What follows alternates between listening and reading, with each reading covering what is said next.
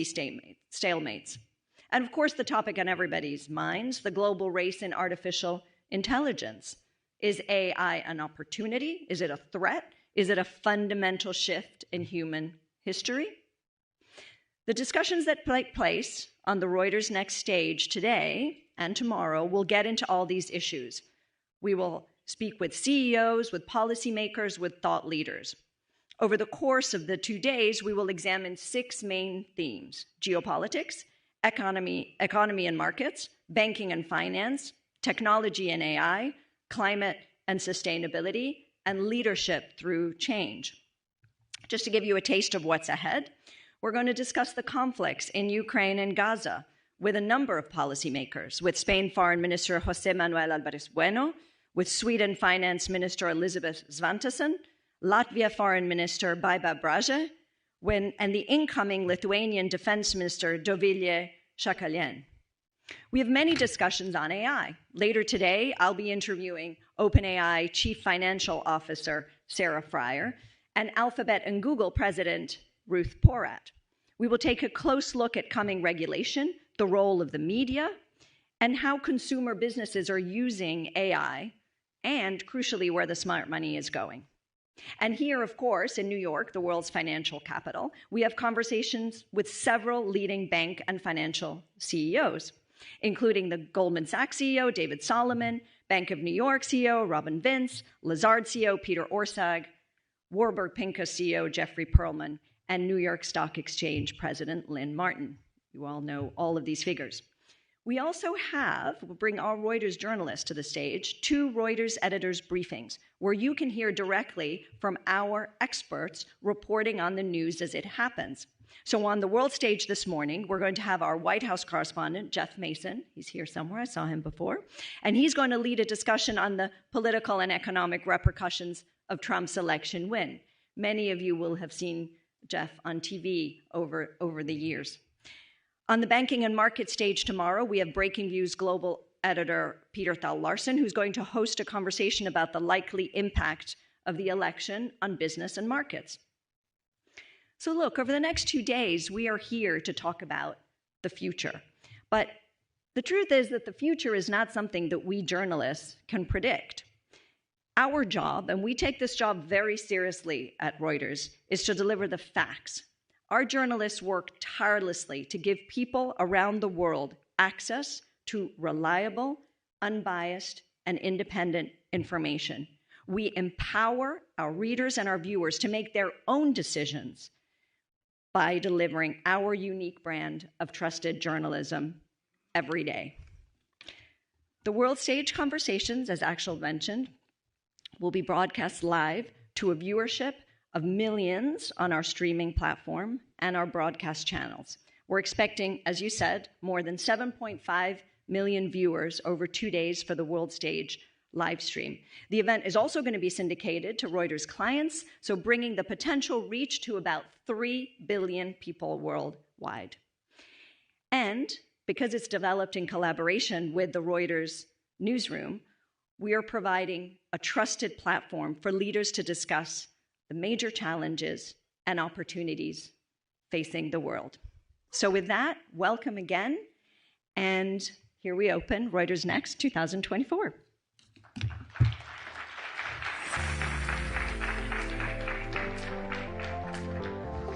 All right, thank you very much, Alexandra. And we're going to kick straight off now, a conversation with Swedish Finance Minister Elisabeth Svantesson. The minister will be interviewed by Reuters Econ World podcast host Carmel Crimmins. Carmel and the minister, please come on up.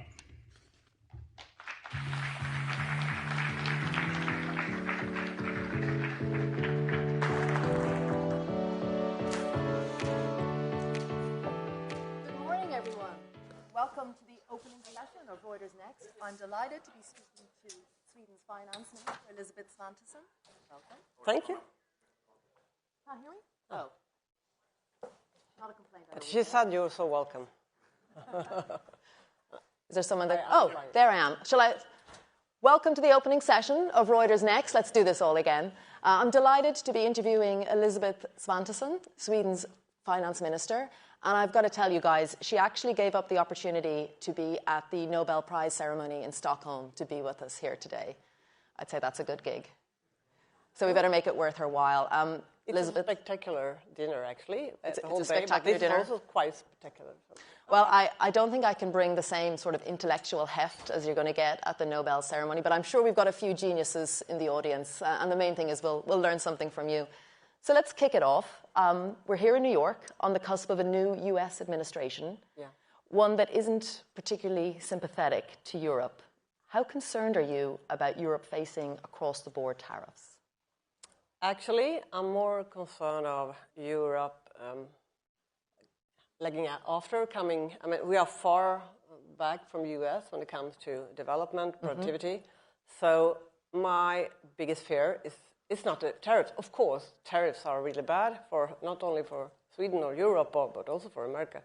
But the problem we have right now in EU is low productivity. I mean, the growth is too bad, and we need to step up when it comes to investments, more private investments. So that's my main concern. So I mean, the destiny of Europe is not in a new administration's hand; it's in our own hands, and we need to step up. With that said, of course, I mean, tariffs. If we should see kind of a war with tariffs, it's bad for everyone. Are you sort of scenario planning? Are you gaming it out and preparing for like a worst case scenario? I mean, but before the election, we prepared for different scenarios, of course. And now the American people have voted, and we want to have good relations, of course, with the administration. And for Sweden as a country, and you know, we export a lot, and many of our companies is here in New York and in the US. So it's very important for us to have good connections and also have, see what can we do together, because I think personal relations is the biggest thing. I mean, you can sit home in Sweden and Stockholm and think it's, I wonder what happens. That's why I'm here also, to learn what happened, talk to different economists and politicians and hear what they say. They're quite positive, I have to say, more positive than I thought. So that's good. Okay. But, yeah. You mentioned European productivity. Do you think Europe famously has quite strict rules around deficits and debt? Do you think, given the challenges that Europe faces, that countries should be allowed to perhaps build up their debt, build up their fiscal deficits? Definitely not. I mean, that's a problem that we have so high debt levels in Europe. Next time we have a crisis, I mean, many countries are not prepared. IMF, OECD are very clear. You have to press down the deficits and low deficits and low debts. And that's a main... I mean, here, I'm actually a bit worried about the sustainability in the American debt, but not now, but in the longer run. But for a smaller country, many countries in EU are totally dependent on exporting, for example, and that we have to be strong. We have to stand on a strong and solid ground. And Sweden, we have like 35% of public debt. Very low. Yeah. And we have a framework in EU now. It's a new one. I was chairing the presidency last spring, and then we last year we decided on a new framework. And high debts is never it's not the way forward. I mean, we have shown that we have actually lowered our taxes in Sweden. I mean, you think it's very high, some of you, but it's a low since 1975.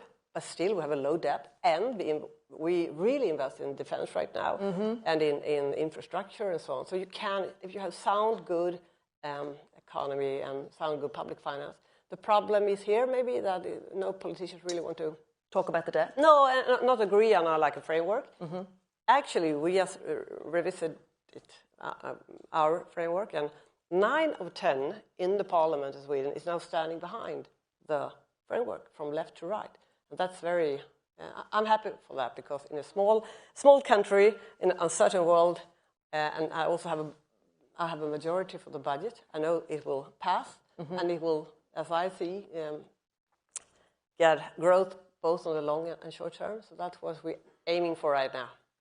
You have increased spending, though, certainly on the military defence spending, and recently joined NATO, and are one of the members that spends more than 2% of GDP. But there is an expectation, perhaps, that when the Trump presidency takes office, that European nations are going to have to step up to the plate more and spend more. Is that something you could see happening? Would you consider, I mean, I'm suspecting no, but would you consider raising debt levels to fund more military spending? Yeah, but it's an interesting question because everyone asks me all the time that we need to have more loans. I mean, we need growth. And just 0% of GDP growing is like very good for the budget. I mean, we need growth and we can prioritize in different ways. We have shown that. This government, I've been in this job for 2 years. We have, like, I don't know what Elon Musk will do. It's a new job, but anyway, in Sweden we are pretty good, at least this government, to cut down some spending and and say, okay, defense and police is right now we have a lot of trouble with gang criminality. We have to prioritize.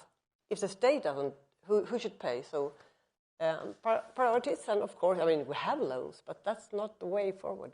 Okay.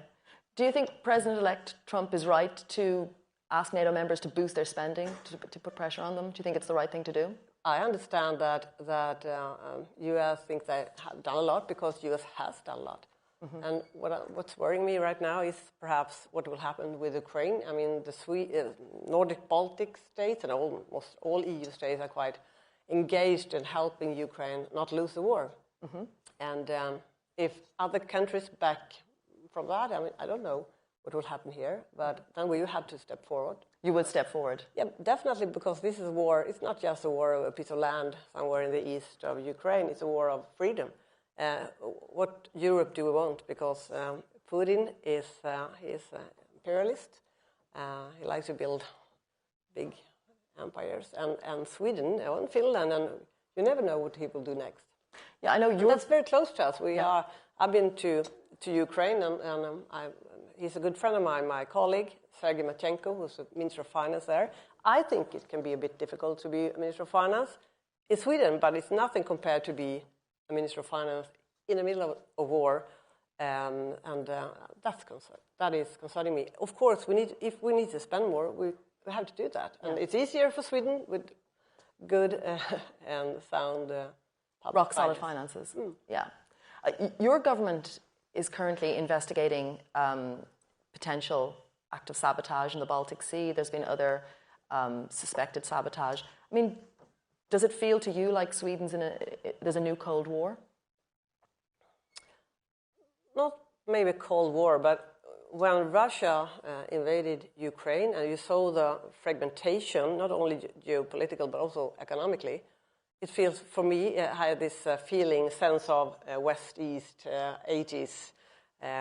So it's a different world now. Yeah, mm-hmm. It's a different world now compared to 5 years ago. I don't know if you knew exactly what you did 5 years ago from this day. I had no idea what I did, but I know I was happily unaware what would happen the 5 years to come. The pandemic, the war, inflation, energy prices, and so on in Europe it's been tough. And if we need to do more, we will. I mean, you've certainly talked to your citizens about what they should do if there was a crisis, if there was even a war situation. And one of the pieces of advice is to have a week's worth of cash. Mm-hmm. But Sweden is quite a cashless society. Definitely. So how does that work? I mean, are you sort of having to rethink things? And maybe just explain perhaps to the audience why you would recommend that week's worth of cash. First of all, some years ago, everyone had a brochure at home. If it's a deep crisis or the war is coming, think of this. Okay. I mean, no one store water, no one store do you have a radio that is not depending on electricity? Right. You know, there is, what do you call this? Like a wind-up? Yeah. Okay. Many different things you can have at home if you get into war. Anyway, and the reason for this was, of course, to people pay attention that things can happen. And now we have done a new version. Mm-hmm. And when it comes to cash, it is a bit difficult because I guess we are one of the countries in the world that uses cash least. Yes. Problem here if you want to tip, but sometimes you can tip anyway. But that's not the biggest problem with cash or not cash. I just said that. But are you speaking to the central bank about ways that you can maybe reintroduce perhaps more cash or get cash more accepted in shops? Yeah, and the shops doesn't want to have cash. It is a security matter also, of course. Yeah. But we are actually, right now we have a commission that works with the issue, because in times of war, or it can also be if you're 89 years old, you don't, like my mom, she has never had an iPhone. She's left in the 50s, 60s somewhere. I mean, she needs cash. So many elderly people need it. So we are looking into that. Yeah.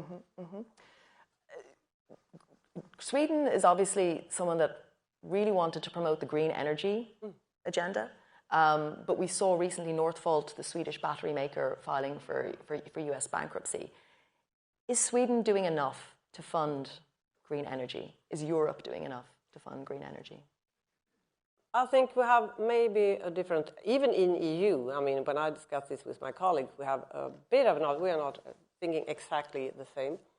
But one thing we are really, I mean, all is signing on to is that we need to the transition. And in Sweden, like, we have 98% of the electricity is produced fossil-free. So, and we have the lowest emission per capita in EU. So we are doing quite a lot, and we also support technique. We are not very fond of supporting companies, like with big, not pay companies, but technique shifts and so on. So that we have been doing that. But when it comes to Northvolt, I mean, the problem is that they were too slow. It's a good product, but it's slow, and even green companies can fail. I mean, but that doesn't mean it's wrong with the green transition. I mean, it's just a new and not so mature market. Where does that leave Europe, though, and actually, frankly, the US as well, in relation to China when it comes to EVs? I mean, it's a worry for Europe, right? China is dominating this sector. Definitely. And for Germany, for example, I mean, Germany has a lot of production also in China. So it's very difficult for them and for many of us, of course. But we have to do things better. I mean, and better is not it's not always subventions. Right? So we need to do it in a smarter way. Yeah. So, but it's difficult when you see the US IRA, when you see China, China's industrial policy subsidies. I mean, I suppose what I'm saying is, does Europe need to do a rethink, maybe sort of really fundamentally rethink how it's funding things, and maybe look at those restrictions around debt and budget deficits? Okay, I heard something about a 3-point plan. I have a 3-point plan too for Europe. And the first is that absolutely ensure the maximum 3% deficit, because that's what we need. Secondly, we need more of investments in R&D, 3% in whole Europe, and more private capital. That's the difference between EU and US. We have quite a lot of public investment, but not so much private, and that needs to be changed. So that's the two things, and now I just forget the third thing. I have some of my staff here. I'm sorry. The capital market. That has been really discussion for more than a year in the Eurogroup. And I have been surprised, I have to say. Did you know that there is 11,000 billion euros sleeping in bank accounts, saving accounts in the EU? In Sweden, 8 of 10 is saving actively in funds, in stocks, but in most countries, the money is just on their saving account, doing not so much. But if you invest them, you get money back, and even more important, the capital comes to innovation and to the companies. So I see that's an important thing too. So we must have triple our capital market, and it's too bad right now. So these three things. Okay. So the way I think it's so interesting. I'm not arguing with you just a bit, but I think it's so interesting because we have the debate in Sweden. We need to have a bigger debts, I mean, but we have invested a lot. We have a framework that makes us invest both in recession and in good times. So, and we also have now changed the framework from surplus goal to balance, so that will give us some more money. But to have your... You want the private sector to step up. You want the private sector to step up. And we must see to that. Okay. Delighted. The geniuses in the crowd have put some questions in. I'm delighted. Let me pull up some of them. What are your 3 priorities for Sweden in 2025 and beyond? Oh, thank you. I mean, when I got the job 2 years ago, my first priority was definitely it was 10% inflation to defeat that. So I had 2 budgets that were wasn't expansionary at all, the opposite, but at the same time helping households and getting through. So now the inflation is one, the high inflation is not left there. So now we are focusing on growth. The first thing I did, and I know you don't win any elections saying this, but we have a commission worked for a couple of years with how can we be more productive in different areas in the economy. So working with productivity in the long run, because I think I can come back to and in the short run try to get the wheel spinning again, because we are in a recession now, because we are households and companies are very sensitive to higher rates. As some of you know, Swedish households have very big debts. So as soon as the interest rate went up, I don't think a lot of people know that, adjustable rate, very high debt. I mean, 60% in Sweden has adjustable rate 3 months. And here I think it's like 80% that have 30 years or something. Yeah, it's a big difference. Anyway, so get the economy going, but also think on the next generation. I don't know if it's just because I turned 57 some weeks ago, but I think a lot of next generation, that my oldest grandchild, Junie, that when she is 57 in 2070, I want the world to be much better. Because when my grandma was born, funny, at 1892 in Sweden, women didn't vote in all elections. We were really poor. I mean, why 20% of all Swedes went here to America. I mean, we were poor. And then 100 years of a tremendous journey, which then made Sweden one of the richest countries in the world. And I'm absolutely confident that could be done again. You know, the Nobel Prize, for example, I mean, so happy that they lifted institutions, because the institutions is the absolute foundations for a good society and for growth. So Sweden, I think we have quite good, I mean, I don't know if so many countries have, like the tax agency is one of the most popular agencies. Really? I told that to my friend in Ukraine, he just, what? Was that? Yeah. Why? Because they do a good job. I think maybe we have also nowadays a tax system that people understand, and agencies have decided to be very service-minded, digital for a long time. So it's just interesting. Super interesting. Did I answer the question? Probably many questions at the same time. I'm sorry. There's more questions, actually. One, sticking with the Nobel Prize Committee, they've embraced AI among its awardees this year. How would Sweden and the EU embrace AI through its trailblazing AI Act? Trailblazing? You have to tell me what you mean by that, because I'm Swede. I think I understand the question anyway.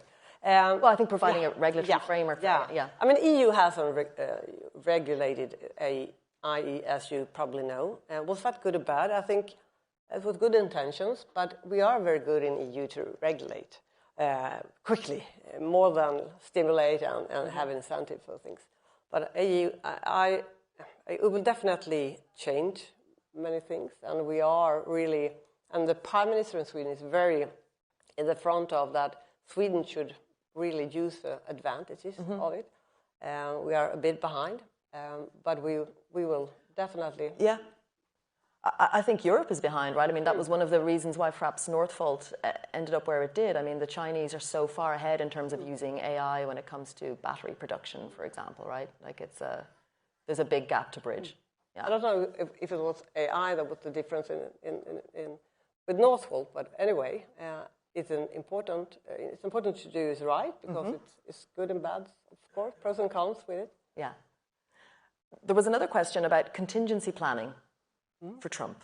for the Trump presidency. Yeah. Is that something that the Swedish government has looked to do? Can you just... I suppose preparing how you're going to navigate absolutely, yeah, Trump yeah, in the White definitely. House. That's also a reason to be here. I met some people that know him, more or less. Because, I mean, EU need, but Sweden needs to have good relations and good contacts. We are very depending on what's happening here. And we will work together with whoever is president and the administration that comes now in January. Of course, we will work with them. Mm-hmm. And so we need to understand how, and I come to understand that Mr. Trump is quite transactional. Mm-hmm. And I like to do business, so you never know. That's things to do, I guess. Yeah. I mean, last time, I think many Europeans just backed off. And mm-hmm. Really, I mean, he will be president for a couple of years. And... maybe more? Yeah. I'm sorry.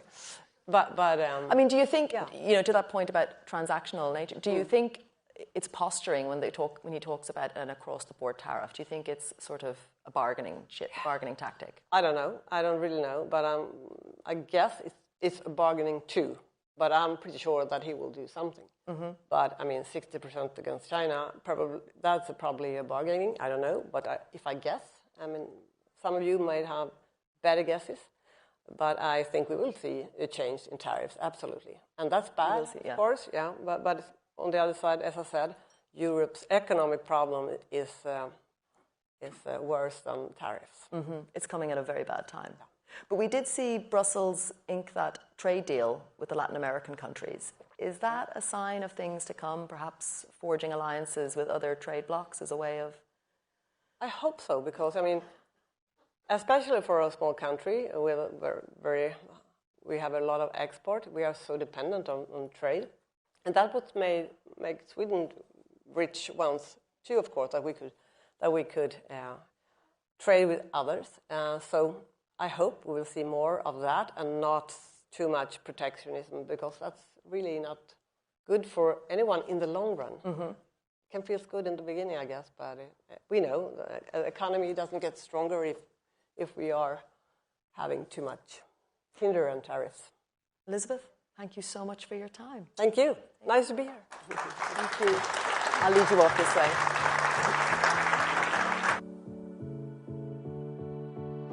Thank you very much to the Minister and to Carmel, and thank you for your questions as well. We touched on a number of the themes that Alessandra mentioned. Right, it's been hard to avoid mention of AI server maker Supermicro, given the wild swings in the company's share price of late. To tell us where things are now, please welcome Supermicro CEO Charles Liang to the stage. Charles is in conversation with head of Reuters professional Josh London, and this is a fireside, I must add, held in partnership with Supermicro. Come on up.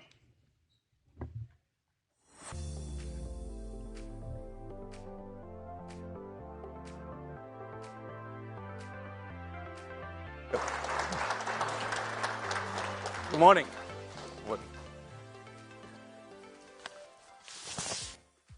Good morning, Charles. Good morning, Josh. And good morning, everyone. I'm so glad we could be here together. Charles, it's my pleasure to introduce you as the founder and CEO of Supermicro. According to IDC, Supermicro is the #2 data center provider in the world. And according to NVIDIA's most recent earnings, the #1 OEM for servers built with NVIDIA AI infrastructure. Based in Silicon Valley for 31 years, Supermicro is a key infrastructure provider for the AI revolution, which is driving their move from systems provider to a full rack-scale data center solutions provider, which we'll talk about in a moment. Yeah. Charles, while I know we'll focus on Supermicro's business strategy and technology, Supermicro's been in the news a lot lately. So I need to ask, is there any update you want to provide? Oh, thank you. Thank you for the question. Yes, I mean, with the AI boom have been happening so strong. And we happen to be one of the best AI infrastructure company. If not the best, at least one of the best. So we have been growing very fast. Just last year alone, we grew more than double in revenue. And last 3 years, we grow 4x, quadruple. So with this kind of faster growth, for sure, there are lots of transition. There are lots of enhancement. We add people, talent in R&D, engineering, sales, marketing, financing, accounting, production, almost from every department. And it's not easy to hire enough people to pick up the growth pace, especially in USA, in Silicon Valley, especially for hardware business. However, we have been doing very diligently. And we have people here in Bay Area, and in East Coast as well, in Taiwan, in Malaysia, and in Netherlands. So company continue to grow very fast. And we're looking forward for another very fast growing year to come. And recently, we also work with our new auditor, BDO. Right? We work with them very closely and make sure the best quality, the best time to file all of our financial report. Hopefully, everything done by the coming February. Thank you. Thank you. Every industry is being transformed by AI, but many people focus on the algorithms instead of the underlying technology. Why does that underlying technology matter? Both are important, chicken and egg. No egg, no chicken. Right? So infrastructure, that's the area we are focusing on. The server, the storage, the switch, the whole AI infrastructure, the whole data center, the whole cloud.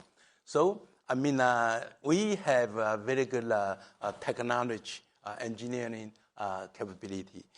Whenever NVIDIA, Intel, AMD have a new chip, pretty much we are the first customer of them to bring the new technology, new chip to the market. For example, the H100, H200, the commission, Blackwell, right? So with time to market advantage, with quality, and we emphasize application optimize.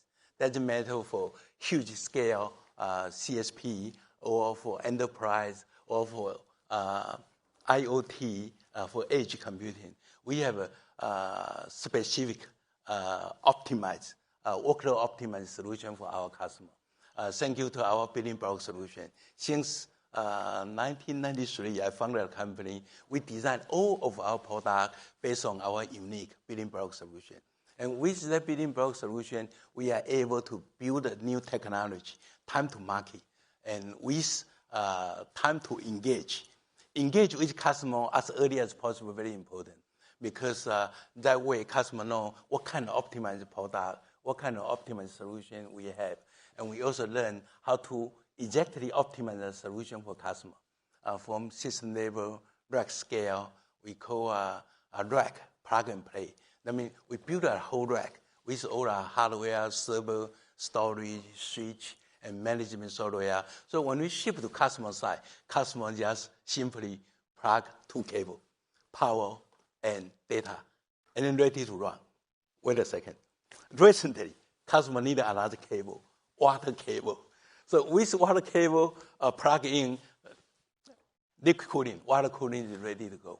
And water cooling have a lot of advantage. Later, I'd like to share a little bit more with everyone here. Thank you. It appears that we're in an AI arms race with the largest and most influential companies all competing. What does it take to win the AI arms race? We're based in Silicon Valley. Silicon Valley is like New York, a very expensive city. So I like that because the high living cost that encourages everyone to work smarter, to work better. Right? So we have a couple of advantages. For example, I just mentioned about time to market. Whenever our supplier like NVIDIA have a new chip available, we are able to build rack scale AI platform available for our customer. And then TTE, right? Time to engage. We engage with customer earlier, so we understand how to exactly optimize the solution for customer. So when customer receive our product, almost ready to online, not just TTD advantage, time to delivery, but TTO, time to online. That's the area we have been emphasized a lot recently. We were talking earlier about how data centers power everything, from social media to banks to airlines. But AI data centers are different. What makes an AI data center different? AI data center, compare with traditional data center. traditional data center pretty much powered by traditional CPU. And each rack about 6 kW or 10 kW. Now AI based on GPU for accelerating computing. And the computing power is about 50 times or even 100 times, 500 times faster than a traditional data center. Although it consumes more power, but performance per watt have been 5 times, 10 times, or even more than traditional data center. And each rack now, we are shipping not 10 kW, not 20 kW, it's 100 kW. Each rack, the same size, 42U, 100 kW. So the computing density is much, much higher than traditional data center. And even NVIDIA have a much higher efficiency chip. Even we have a liquid cooling, but still, each rack, 100 kW, but deliver 100 times or even 500 times faster performance. Can you explain how the scale of AI infrastructure differs from traditional data centers, and both the scale, the technological scale, but also the scale of investment needed? Okay, let's say computing power, right?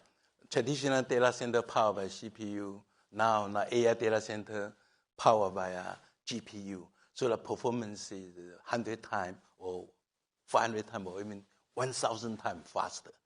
Because people want AI to be more fancier, to be more accurate, to be easier for interface, and to be more fancier, right? So doesn't matter for living style, for engineering, for medical, or for business automation. So everyone wants things to be faster, better, more accurate. Yes. So in terms of power consumption, traditional tower data center, for example, each rack 10 kW, now it's 100 kW. And indeed, we are working on a rack with much more power than 200 kW. Wow. So lots of new technology, a new product will be available quarter after quarter instead of year after year. Now, we lots of time counted by quarter after quarter. You shared an example of a recent data center that you opened for a customer. Can you tell us about that? Okay. Oh, that's a really great honor. I have a chance to work with Elon Musk and Jensen Huang. I mean, we are very lucky. We are able to use NVIDIA's solution, their chip, and support Elon's XAI. So both guys, as you know, all looking for the best technology, the best quality, best performance. And it's a really huge data center. Just phase one is including about 100,000 GPU. And 100,000 GPU is about 100 megawatt power requirement. That's power difference, right? In terms of performance, compared with traditional data center, I believe the performance is kind of 500 times or even 5,000 times faster. And very surprised me, XAI are able to build a data center from day one to finish. Traditional data center may need 2 years. And XAI example, they use only 122 days. So it's a lot of challenge when working with Jensen Huang and when working with Elon Musk. But we are very happy. We learned a lot from them. And with their help, we are able to co-build the data center quickly and very smoothly. And everything once ready, power, and it works. So it's really an amazing experience. And I personally visited that data center and at a Sunday afternoon. and imagine, the people work there with passion, with accuracy, with efficiency, and that's one of the positives we achieved recently. Let's talk about power. AI is expected to consume a significant amount of power, with one researcher estimating that by 2027, the sector could have the same annual energy demand as the Netherlands. Yeah. How do you address the environmental challenges that AI presents? Yeah, it's a very good question. I mean, a data center now consume about 2 to 3% of global electricity power, right? 2 to 3%. And within the next 10 years, people estimate the global data center may consume up to 8% of global electricity power. So the power demand was so quick, so huge. But so huge, so quick, but the performance, see, power will grow maybe triple, right, compared now and 10 years later. 3 times more power consumption. But the performance, how many times? Can be many thousand times faster, many thousand times faster, many thousand times more fancier, but consume only 3 times more power. But even only 3 times, it's lots of power consumption. So the cost is one challenge. So that's why, I mean, people work together, kind of like all the technology leaders work together, including Supermicro. We recently very aggressively promote liquid cooling. So instead of traditional air cooler, right, now we, indeed, the last 2 quarters, more than 50% of our product ship with liquid cooling. 50% product ship from Supermicro liquid cooling. While compared with the whole world, I believe maybe only 5%. 5%. So we are leading ahead the industry, and we feel very happy, very kind of great honor to lead the liquid cooling because it consumes much less power.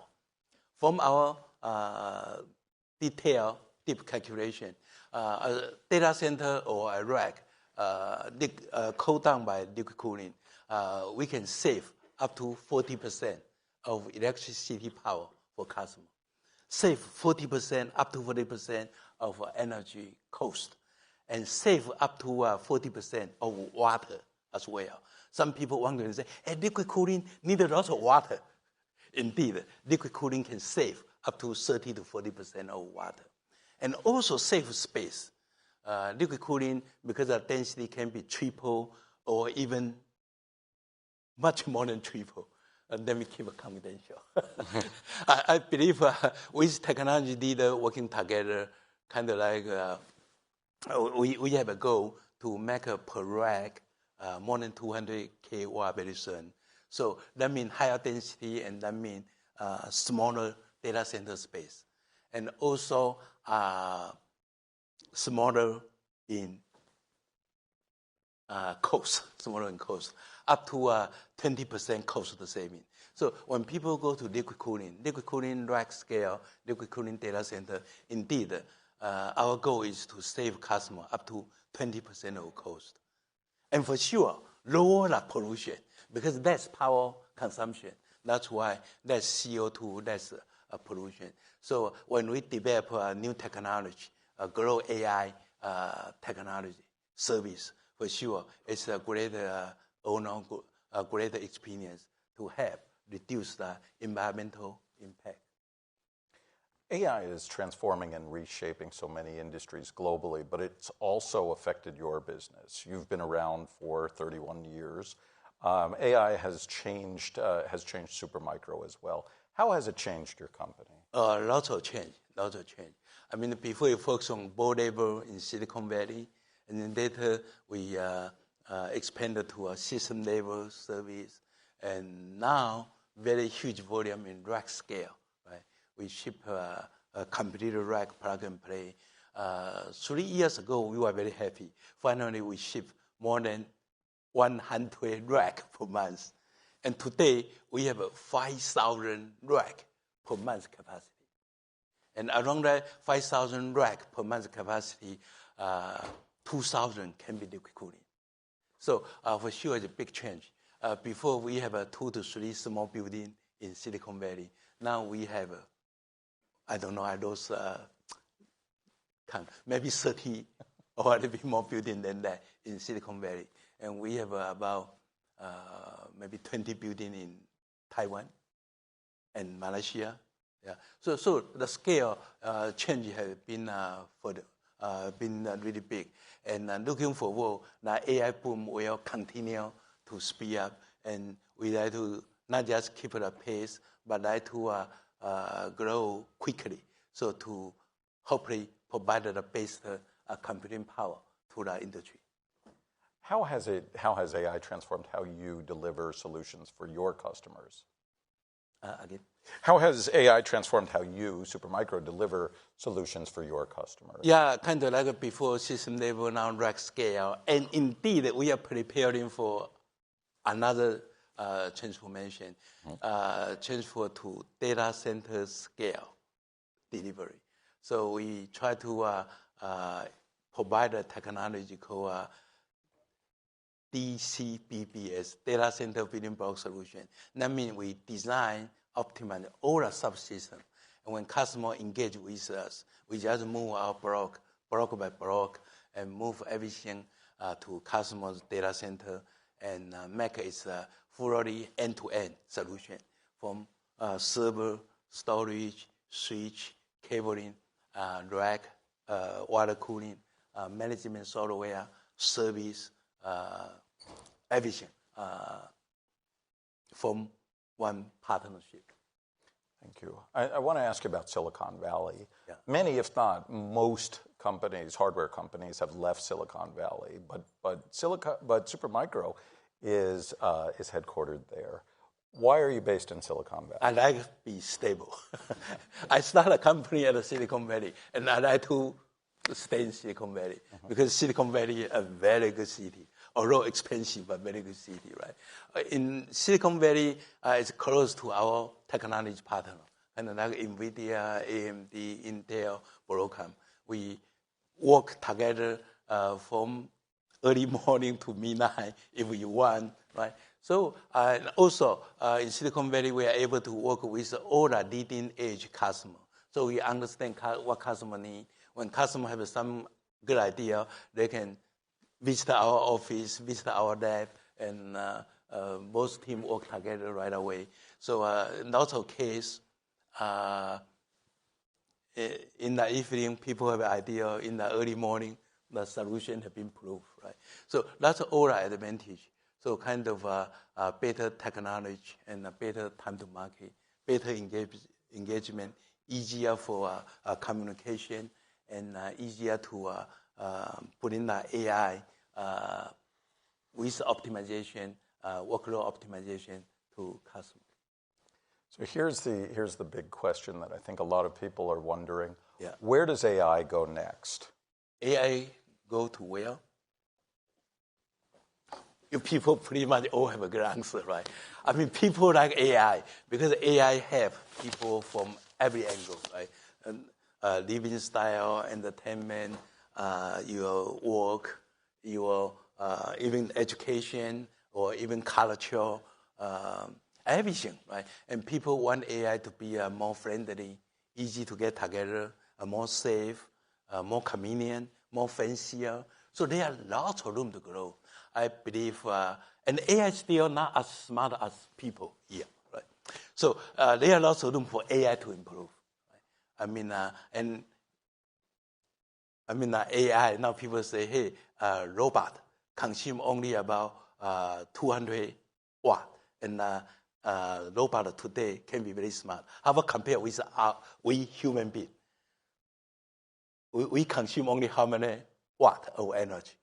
Maybe only 10 watt, 20 watt, right? And then we are much smarter than today's robots still. So still lots of room for AI to improve. I believe in terms of computing power, from what Jensen Huang say, still 10 times, 100 times, 1,000 times, million times of room to grow. AI can be much smarter, much more friendly to people. Thank you so much, Charles. Thank you.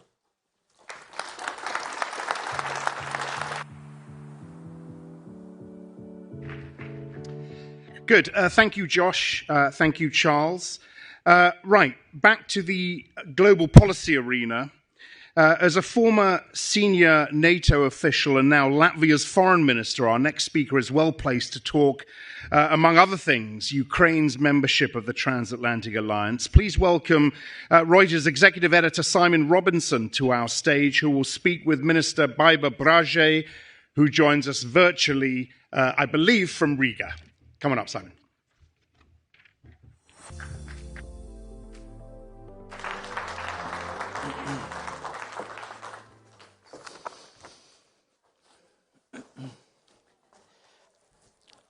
Welcome, Minister. Thank you so much. I wish I was in New York. Good to have you with us, especially at this busy time. I want to jump straight in and ask, are you more or less worried that Russia could invade your country than you were 2 years ago? So what you are asking is whether I'm worried that Russia would invade NATO. And no, I don't think Russia would do that, because that would mean a lot more complications than it is having already now in Ukraine. And in Ukraine is losing more than 2,000 soldiers a day. So more than 600,000 people killed and seriously wounded, closer to 700,000. Just think of that, being taken out of the labor market, what it means overall for the economy, what it means for the crippled soldiers going back into the country with all the war syndromes and everything. So Russia is not doing very well, also economically. So we don't have direct military threats, but we are very serious about our defense. Russia's policy is war. All the NATO countries agree on that Russia is a direct threat to Euro-Atlantic alliance, and we take it seriously. So Ukraine has repeatedly asked to join NATO, and just last week it pushed for a decision on that. You said last week that Latvia is ready to bring Ukraine in, but that other members of NATO want to wait until Trump is in the White House again before making a decision. Why wait? That is what NATO treaty provides. The Washington Treaty provides that to accept new members, it has to be a European country, so Ukraine is a European country. It has to contribute to Euro-Atlantic security. We know very surely that Ukraine currently, of course, fighting its war of liberation and defending against Russian aggression, is fighting for all of the free world and standing up to the values that we have declared in all our constitutions. So clearly, Ukraine is contributing to Euro-Atlantic security. But there also has to be a consensus, so all the members have to agree. And I don't want to point out at any one particular, but we have to. We are shaping that consensus. So politically, decision has been made already in 2008, but also in the Washington Summit this summer, that Ukraine will be a member of NATO. So the question is how we get there. So I want to focus on something that happened last week in Europe. There was a meeting of the Organization for Security and Cooperation in Europe, and you very publicly said that you would not be in the same room as your Russian counterpart, Sergei Lavrov, and you, in fact, said, I cannot be in the same room as an aggressor state. So I want to push you on that a little bit and ask, isn't that what is needed, that we need dialogue? Today, clearly all our intelligence agency, policy analysts, planners, experts agree that Russia's policy is war. All of the indicators, all of the instruments of power that we are watching, whether it's political, economic, religion, private sector, media, anything, is oriented towards one goal, which is war. And the objective of that war is to erase Ukraine from the face of Earth. So not just take a few villages in the east of Ukraine, but actually really take over the country and establish a Soviet regime, Soviet type of regime, obviously. So it's an imperialistic war. So for me to sit in the same room as someone who has been lying and traveling around and repeating those lies again and again and again, I don't honor this person with my presence. I'm sorry. Let's turn to President-elect Trump. He has said that he will end the war in Ukraine in a day, on his first day. How do you rate his chances of that? My principle always is that commenting on other countries' internal politics and what other politicians have said, especially allied politicians, especially President Trump, would be unbiased, let's put it that way. So what we do is we constructively engage, and we had a very good cooperation with President Trump's administration in the first term, so I'm sure we will have it again now. We know there were conversations. He was in Paris on Saturday. He had conversations with allies, with President Zelensky. President Zelensky's staff has been to Washington, D.C., so there's a lot happening in the background, but I will keep it in the background because it's between those involved parties, and I don't think that I can help much by relieving what I know because it's not going to be complete.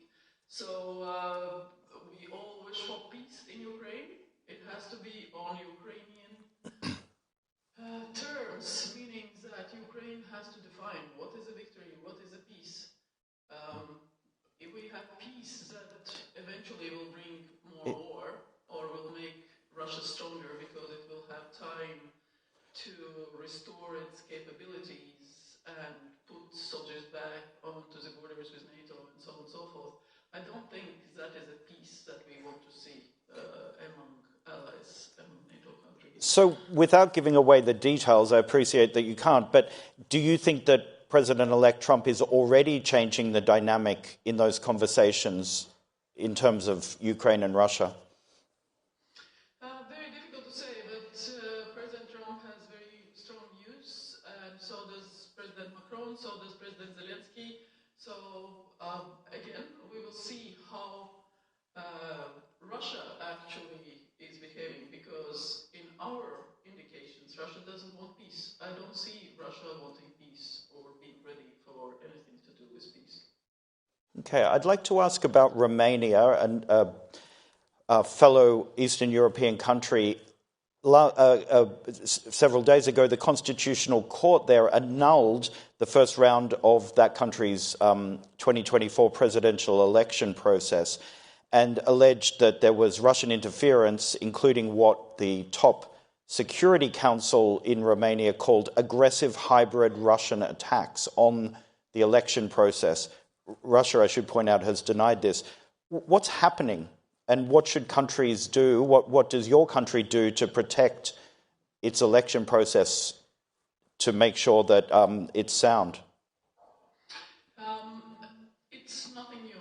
Russia, remember the presidential election in France when President Macron was first elected, where they called out Russia by name, by interfering in those elections. We have seen those processes happening one way or the other in a number of places. Our parliamentary election was 2 years ago, so we didn't have significant interference directly from Russia. We made sure that both in terms of our legislation, but also in terms of practices with social media, with people who could be trying to do that there was very proper, well-organized sort of resilience here in Latvia. So as a result, we can't say that there was significant interference.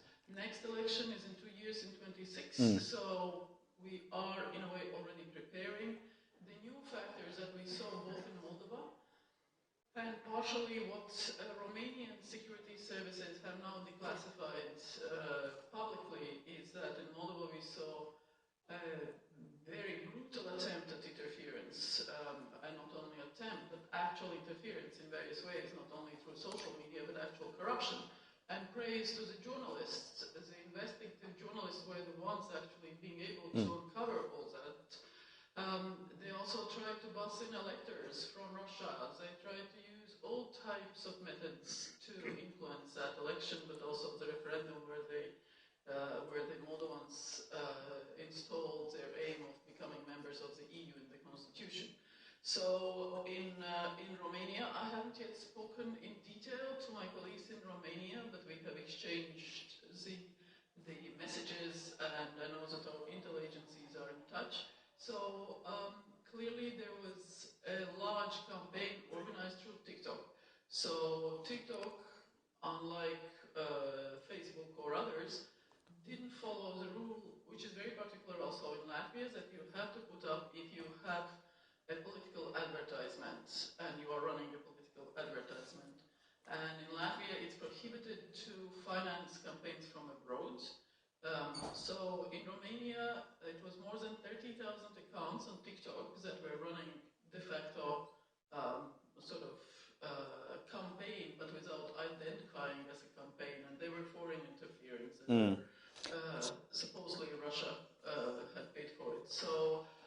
that is indeed a significant interference. They had also effects. So that is what the Romanian institutions were discussing. For now, they have found a solution in accordance with the constitution that when the president leaves, it will be the speaker of the parliament who will take the chair of the acting president. So we will follow what is happening. I'm sure institutions are able to handle it properly. It sounds like a really an ongoing concern. I want to come back to the US and President-elect Trump. What do you make of his choices for his cabinet so far? Are they people with whom you can work? Well, I'm sure I can work with Secretary Rubio when he's confirmed. He would be your counterpart. Absolutely. I'm sure we will have a good dialogue. And in that respect also, I think we will work with anyone that President Trump appoints, because at the end, it's the administration of the US president. So there will be no luxury of saying, oh, we can pick and choose, who's going to work with whom. So that is a democracy, and that is how it works in our country. It's the same as we would expect with other countries and our ministers. Do you have some concerns about some of his choices, though? I couldn't possibly comment on that. Okay. You're a career diplomat, as Axel introduced you. You were a senior official in NATO. You entered the service in your country soon after it had won independence from Moscow. And at that time, there was a feeling of the kind of triumph of Western democracies and, I guess, liberal democracies. Do you still feel that today? Well, Latvia is 106 years old. So we were established in 1918 as a sovereign independent Latvia, a democracy which gave rights of vote to women from the very first day of the Republic. So women never had to be awarded anything. We had it from the outset. And we were really developing very well. And then in 1940, Soviets invaded and occupied us together with a number of other countries. And they tried that with Finland. You know that Finland fought its war there, the Winter War. So our case was such that we stayed occupied until 1990. And there were people who said, oh, Baltic states will never be independent again. But it was thanks to the US and a number of other Western allies who clearly said that the Baltic occupation was illegal. So they never recognized the Soviet occupation. So the Foreign Office continued to work abroad. We had ambassadors and heads of mission in Washington, in London. They were carrying the passports of Latvia. They were on the missions list and so on and so forth. So what I want to say is actually that for us, that continuity of independence, the continuity of the values of democracy, even though you are occupied for 50 countries, makes us strong even now, because we know that we can carry it through. So also today, just like in the 90s, we feel very strong about our freedom, that it's really worth fighting for. And we fought for the country in 1919 till 1921. Bloody wars. So this is not something that we're going to give up. So yes, we feel democracy, the joy, the happiness every day is that we have our own country, it's safe.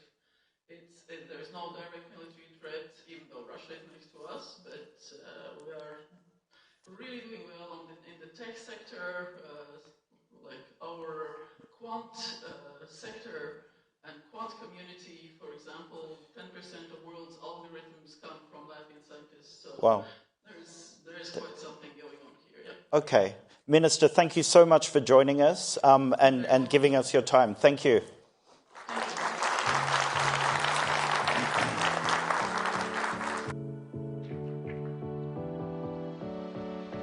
All right, thank you, Minister Braget, and thank you, Simon, for that. This next session is held in partnership with Experian.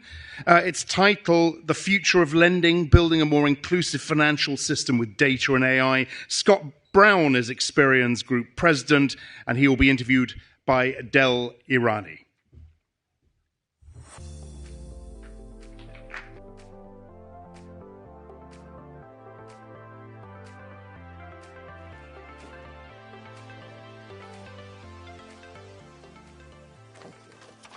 Good morning, everyone. It's great to have you all joining us in the audience today and, of course, on the live stream as well. Now, many of you are leaders or managers of your respective organisations. And while your industries may differ, I'm sure there's one thing that many of you would agree upon, which is that you're always looking for better, faster and smarter ways of doing things. And having the right data can go a long way in helping you achieve that. So then what happens when you add artificial intelligence to the mix? Well, lucky for you, Scott Brown is from Experian, which is a world leader in data and technology, and we're going to talk just about that. Scott, great to have you with us. Yeah, thanks for joining me. So, Scott, we've been talking about AI for the last 10 years, and there's a lot of big statements around it. It's overrated. It's underrated. It's going to create jobs. It's going to take everyone's jobs. You get the gist. What are your thoughts about where we are on the AI journey and the opportunities that might lie ahead? Yeah, so we've been talking about AI, I think, since Skynet. And so when you compare it to that, I guess we're a little bit behind, which is a good thing. But we're very early days in terms of the AI journey. In terms of your question, I think the answer is yes to most all of those questions you posed. Is it underrated? Yes. Is it overrated in a way? Sometimes. It's hard to have a discussion without talking about AI. So in a ways, it can be overhyped a bit as well. But can it drive cost savings? Absolutely. If you're using AI, and particularly some of the technology that's used to operate the AI, can it drive a ton of cost increases? Absolutely as well. And so really, I think the application of AI, using it responsibly and using it the right way, is really the trick that I think we're trying to work through in our financial services industry. And I think most of the attendees in the audience here are working through across their industries as well. I think the way I think about AI is almost like the rise of the internet in the 90s. If you think back to that, can you imagine ignoring the rise of the internet back in the 90s? Yeah. And if you think today, the 20 minutes of uninterrupted time that I have today, where I won't be on the internet, is probably in this discussion here. And so to just chalk AI up as hype and to not take it as transformative for your industry is obviously a mistake. I think that we are, in a way, in the early days of the internet here, where it's a little bit unknown, unproven. Regulation is still getting formulated. And so, but I think the bright side is, I think many leaders here and across different industries are really leaning into the opportunities with AI to transform their businesses and to help everyday consumers. Okay, so let's talk about the transformative nature of AI, but more specifically when it comes to financial services. Tell me about how AI and technology is playing a role when it comes to your business, and in particular the impact that you're seeing firsthand that it's having an impact on your clients. Sure. So Experian works with a variety of different companies across every industry. And so the audience that's here in the room and on the webcast, I think it would be hard to find a company that we don't actually work with in a meaningful way. And so we have a very broad purview. When it comes to financial services specifically, we really sit at the intersection as not only the largest credit bureau in the world, but one of the largest independent data companies in the world as well. And so we're really working a lot with large banks, credit unions, fintechs, community banks, international financial services companies. And so we really get an interesting purview into this as sort of an independent data provider across those different constituents. And what we find is that, first of all, I start with the technology itself. Yeah. The financial services industry has experienced a significant amount of disruption and change in the last 10 to 15 years. Yeah. Just as a consumer, if you think about the way that you pay for merchandise during point-of-sale transactions in a retail environment, that's very different now than it was even 10, 15 years ago, where now you can use your phone, your Apple Watch, think about the way you send money to friends. That was a thought off into the future, a decade plus ago. You think about the consumer and the user experience. Mm-hmm. When you use different apps in your everyday life, it's actually hard to find something that doesn't have finance embedded in the app, even if it's not a financial services app to begin with. So I start the discussion thinking about, it's hard to find industries in the last decade in particular that have been impacted as much by the advancements in technology as financial services.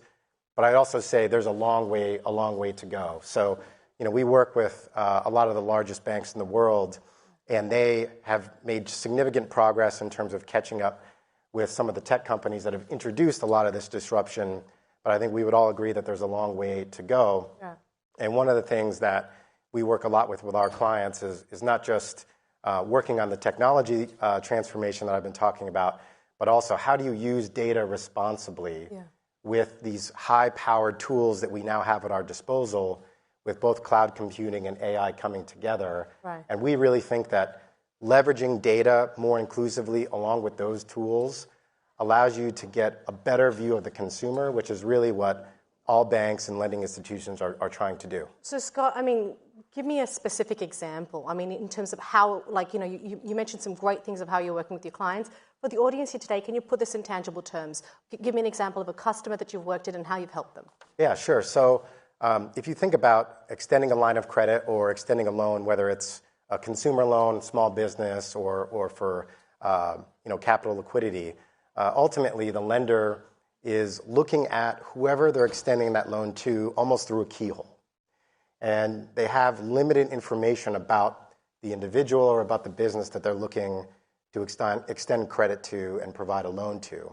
And so what we're really spending a lot of time on is how do we expand the keyhole?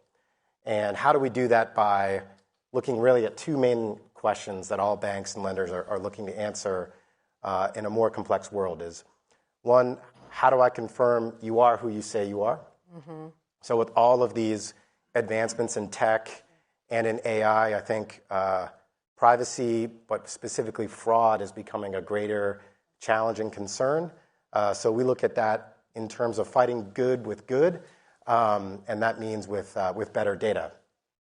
The second is really about how do you actually make a decision about extending a line of credit and to what extent to a given lendee. And ultimately, what we're looking to do is to expand that keyhole again by leveraging more data, by giving more data to the lending community so that they can leverage that for a more holistic view of a consumer, of a small business, of a big enterprise that's looking for capital and liquidity. That was always the goal within our industry, but now with the advancements in some of the technology that has to underpin how those decisions are made, how risk is weighed, how fraud is verified, the opportunities are really accelerating now.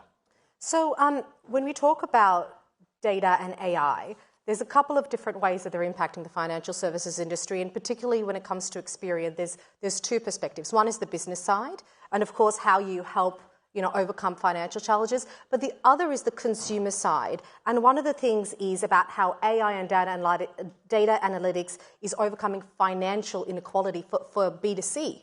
So talk to me about both those elements and how it works for businesses and consumers. Yeah, so businesses are trying to do some of the things that I was just mentioning, specifically around having a much more integrated user experience first and foremost. Yeah. So if you are extending a line of credit to a given consumer, how do you do so in a way that's integrated into their everyday lives? And that's where the concept of embedded finance comes in. And how do you embed finance into a consumer's life, not the other way around? Yeah. And then the way in which our lenders think about balancing risk and optimizing their P&L while also expanding the keyhole to be able to reach more consumers is really built off the back of greater analytics on more data enabled by more cloud computing. So that's on the B2B side. On the consumer side, this is really where Experian's mission is really focused, is around financial inclusion, because it's a real problem in the US and in many countries where just so many everyday people are actually locked out of the financial system and are not able to get basic credit. Right. One data point behind that is that in the US alone, there's over 100 million consumers who do not have access to mainstream credit. 100 million?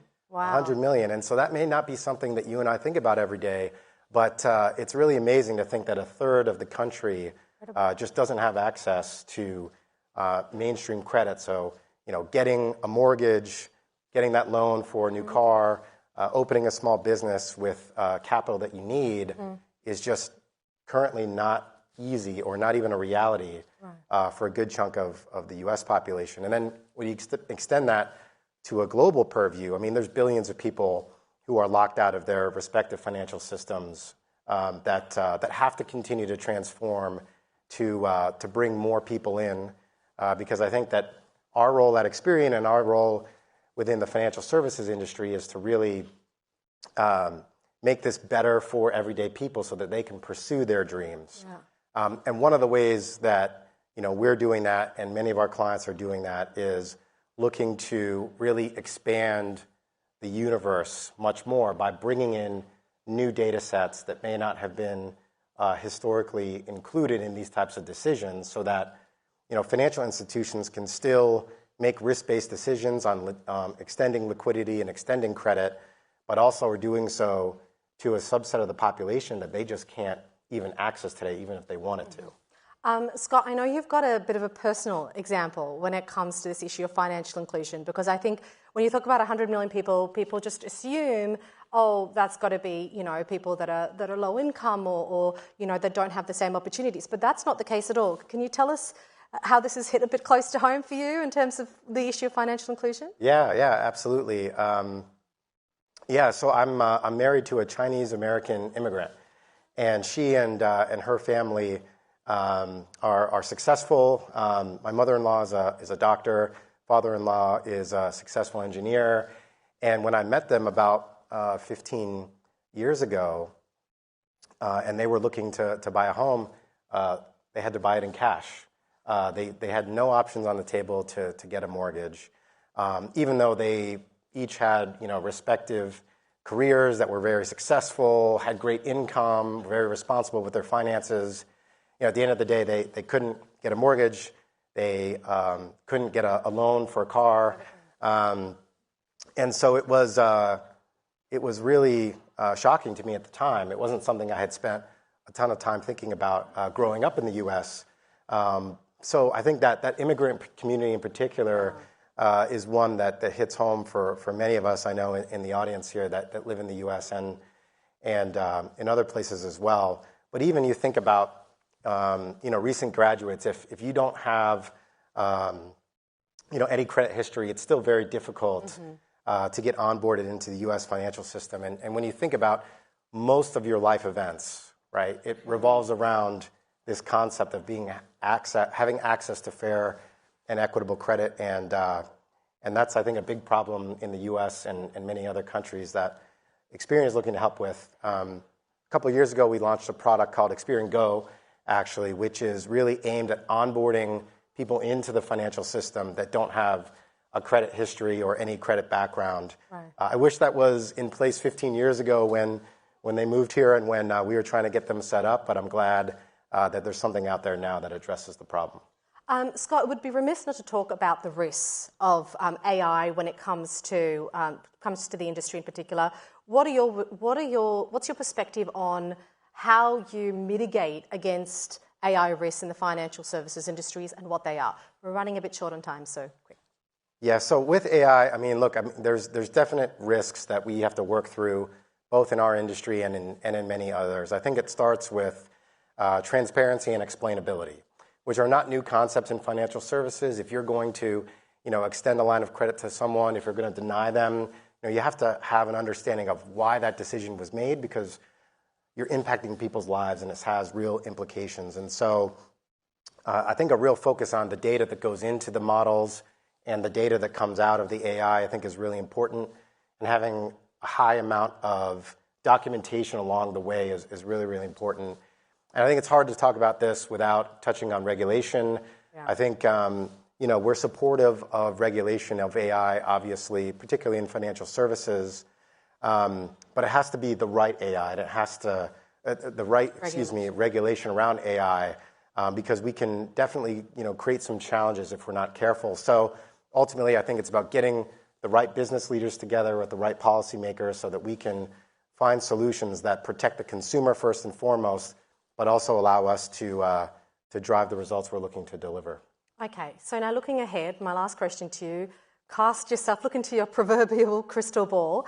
What are some of the major trends you see when it comes to financial services that's related to data and technology and that you really see as future trends that are here to stay that are going to have a big impact on the industry? Yeah, so with the advancements of data and AI in particular, there's one trend that is really picking up speed in the US. It actually started overseas in Europe and in other countries and is now coming to the US more, and that's called open banking. And what that really is this concept where consumers can contribute their data in exchange for better products from financial institutions. So Del, if you were to, as an example, sign up for Experience Boost product, you can contribute some of your transaction history to us, and then in return, we can deliver you a better improved credit score, assuming that you're up to date with your bills and everything like that. And that concept is extending beyond that example and is really extending to core lending. And so if I were to look into the crystal ball for, over the next 5-7 years, I think traditional lending methodology and processes will not be replaced. They will be augmented by consumers connecting to banks via APIs, contributing their data that they're comfortable with for the bank to have access to, and the bank using that in conjunction with all of their historical credit data to make better decisions and hopefully offer them new and better products that they didn't have access to before. So I think in the future, the convergence of data, tech, AI really leads to more financial inclusion and a more modern way of underwriting across the board. Either way, it's here to stay. Absolutely. Scott Brown, thank you so much for your time. Great talking to you today. Thank you. Thank you. Thank you.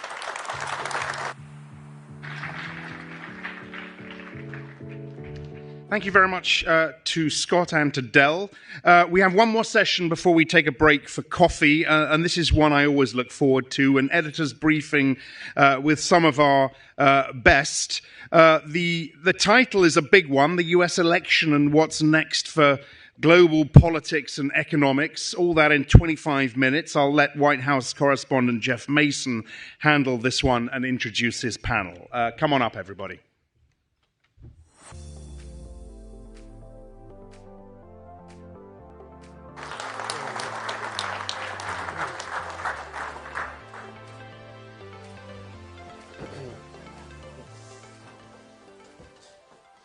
Good morning. Thank you, Axel. And it's great to be here with all of you and with this terrific panel. My name is Jeff Mason, and I'm a White House correspondent for Reuters. I've covered the White House for about 16 years now, amazingly, and been with Reuters for 24. What I'd like to do with the panel today is we're going to talk about some of the issue areas about what's next for the global global politics and economy. So we'll talk about some of those issues, but also talk a little bit about how Reuters is covering them. So I'm going to ask the panelists to introduce themselves first, and then we'll get going. Go ahead. Hi, thanks, Jeff. I'm Peter Thal-Larsen. I'm the editor of Reuters Breaking Views, which is the financial commentary wing of Reuters. So we have a team around the world who does commentary on finance, markets, policy, increasingly geopolitics, and everything else in between. Terrific. Hi, I'm Leila Dekretzer. I'm the page one editor at Reuters. I'm Heather Timmons. I'm the White House editor at Reuters, and I ran our coverage of the Biden and then the Harris campaign. Exactly. We had a crazy year crazy together. We're going to get into the election a little bit, but let's maybe start with you, Peter. Obviously, everyone is looking at what's next. That happens to be good branding for this conference as well. What's next for the world with President-elect Trump coming in? Your perspective from Europe. Tell us a little bit about how Europe is preparing for this incoming president. Yeah, I think we're all preparing, which is probably similar to a lot of people in this room, which is being ready for that, waking up in the morning and thinking, oh, what's he done now? Yeah. Which I'm not looking forward to.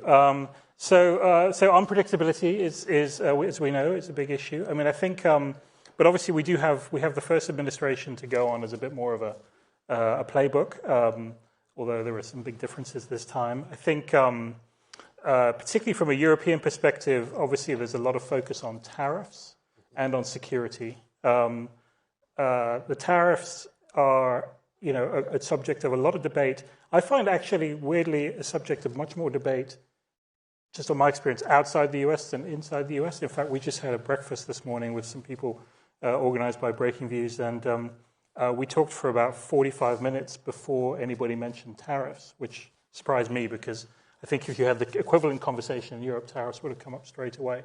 But there seems to be this expectation here. Someone at that breakfast talked about, it was a great euphemism, he said, I think there's going to be strategic implementation of tariffs, which means not very much, I guess.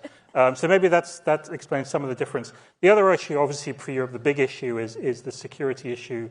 People are worrying a lot about Russia, about Ukraine, wondering how the Ukraine-Russia conflict will be resolved, if it can be resolved, and what that then means in terms of Russia posing potentially a threat to the rest of Europe. And obviously, Trump during the campaign raising doubts about, NATO and so forth. So that's a subject of great concern. Just piggybacking on the tariff issue, I remember when President Trump was first elected in 2016, I had somebody at the church that I go to come up and who was not in favor of President Trump say, I hope you guys in the media don't give him a platform. And I said to her, well, he's now the president-elect, and he's going to be the president, and it's not our decision now whether or not to give him a platform. And the reason I bring that up in the context of tariffs is one of the things that everyone in the world, including the press corps, was always watching was his Twitter account, right? How many of you were watching Twitter and freaking out every time something new would come out during those years? Well, one of the reasons we had to give coverage to that is he would tweet a major policy announcement like, I'm going to impose 20% tariffs on X country. So it wasn't just musings or random complaints about the world, it was actual policy. Heather was involved in leading Reuters coverage of tariffs back then. What's your take on what will be different now and how it will compare to Trump 1.0? I think, and this is talking to Steve Holland and other reporters that have been really closely covering Trump through this transition period. It's kind of a cliche to ever say Trump and discipline together. People laugh, but he is maybe not disciplined in the way that he speaks or the way that he tweets, but he has been disciplined in his transition. He has got, you don't see the sort of photo ops with, I'd like this guy, and people shaking hands outside Mar-a-Lago.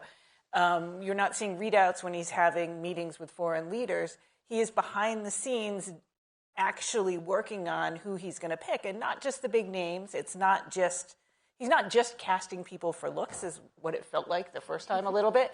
And this time he really does. He comes in with some ideas that are unusual, and he really does understand a lot better how the system works. And he wants to put people in there that are loyal to him, that aren't going to go against his wishes, but also that can execute what he wants. And so I think that we're going to see a lot more cleaner and deliberate process, with him. And that doesn't mean that he's not going to tweet crazy things. And that doesn't mean he's not going to come out and say something and do a dance and whatever. All those things will continue to happen. But in terms of getting done what he wants to get done, he is setting himself up in a better way to actually do it. And I think with the tariffs, when you throw out a number like 10% across-the-board tariffs, you have to think of that with Trump as a negotiation point. It's a man that likes a deal. He likes to make a deal. He likes to talk a deal. So that 10% number, that's your starting point. That's where you start. Yeah, totally. I think we've even seen that a little bit with his cabinet picks. Like, let's start with Matt Gaetz and then see what we get. See right. That's going to work, and if not, we'll pick somebody else. Something else that's been a little bit different so far with Trump 2.0 is access to the media. And we don't have a working... Well, let me rephrase that. We have a working pool in Florida, but the Trump team is not using that. I can talk a little bit more about that in a second, but I'd like to, Leila, get your take on, in terms of broad coverage, how is Reuters approaching covering Trump and what our role is as in using our trust principles and our theory and our philosophy? I think one of the nice things right now is we've moved out of what ifs.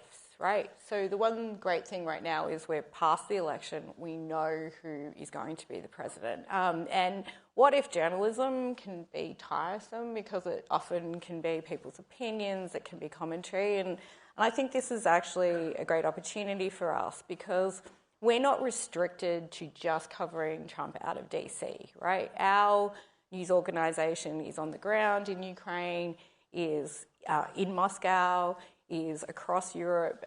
They are dealing with the actual ramifications of a president who has said that on the first day he is president, he's going to do a deal on Ukraine. And that's a really powerful thing for us. We are also, you know, talking to most CEOs, many people in Wall Street, many of you here know our journalists. And that gives us an ability to report what's actually happening. And I think, again, you know, we just talked about tariffs, 10%, 25%. Will it be avocados? Will it be a widget that is, you know, these are the questions. And what we're focused on is delivering the answers on that. And I do like being in the next stage where it isn't what if. I mean, when we first started covering Trump, we set up something called the Trump effect. And the idea was to really focus on 4 areas where we'd cover his impact on America. And, you know, trade was not covered from the policy side. It was also covered from the people, like people on the ground and how it's affected them. And I think we're going to continue to do that. Yeah, well said. I encourage the audience to submit questions. I see one that I'll take first. It says, how do you as journalists maintain an unbiased stance? I love that question. It's perfect for a Reuters reporter. And my answer to that is both sides in the U.S. in terms of covering politics have always given me reason to be skeptical. So it's my job to go in, be skeptical like reporters are supposed to do, and then provide biased coverage. My job is not to have an opinion. My job is not to try to find somebody's or to express my opinion. Our job is to get the news out. And one of at the beginning of Trump 1.0, I had a slightly, not slightly, I had another role, which I was the president of the Correspondents Association at that time. And there was a lot of pressure on the press corps then for how we were going to cover Trump. And when people asked my advice then and now, how do we do this? My answer was always just report the news and do good work. And I think that's what you'll see from Reuters as we do 2.0. Let's move on back to policy a little bit. You brought up Ukraine, Peter. Obviously, there's a big difference between President-elect Trump's view on Ukraine and the war and outgoing President Biden's. What does that mean for Kyiv, and what is that going to mean for the war? I think that's one area where, unfortunately, we're still a little bit in the what-if stages of things, because I think I think what's shifted in the last year or so is there's a recognition that it's going to be harder and harder for Ukraine to just keep going, and so they're running short of people, they're running short of money, material, etc.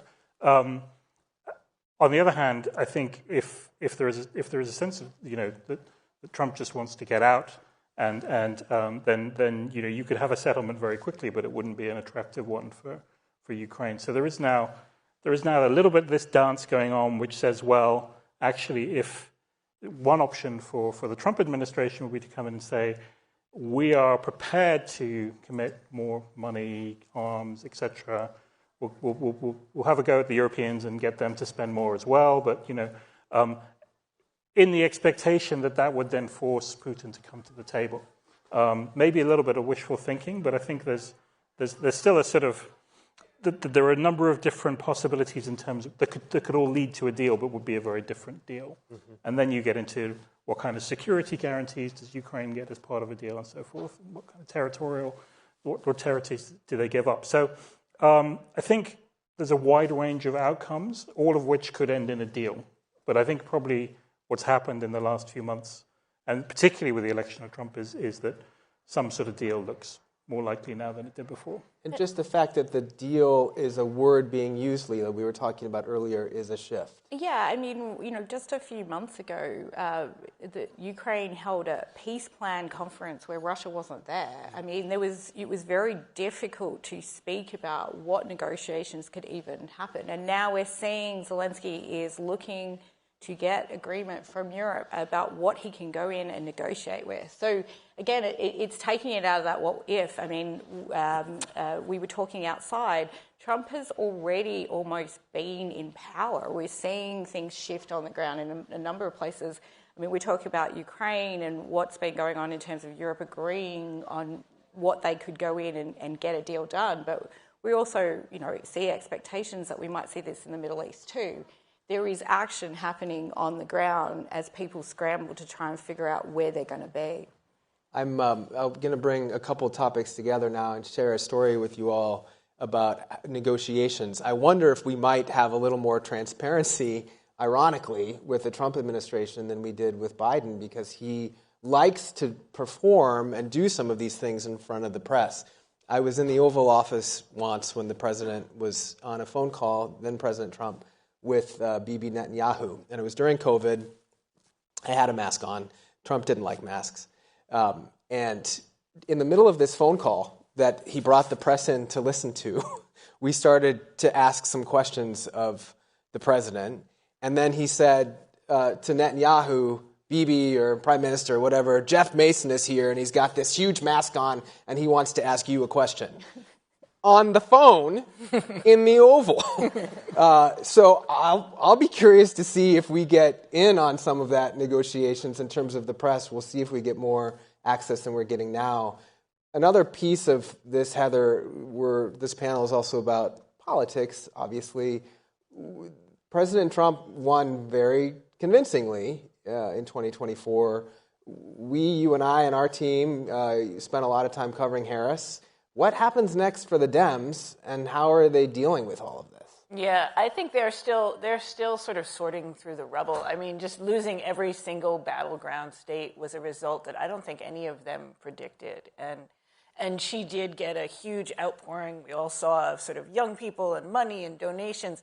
And all those people are still sort of walking around now. And again, it's another young generation of Americans who just got into politics going, wait, I thought we weren't going back. Like, what do we do now? And it's been very interesting to hear a lot of Democrats in Washington starting to talk about some of the ideas that Bernie Sanders has been talking about for years. We saw Ro Khanna talking about Medicare for all recently, and talking about how they've lost the working class. And, there's a lot of similarity between some of the ideas Bernie Sanders had and some of the things that Trump said when he ran the first time, especially. Talking just about costs and talking about that's what really won him the election this time in a lot of ways.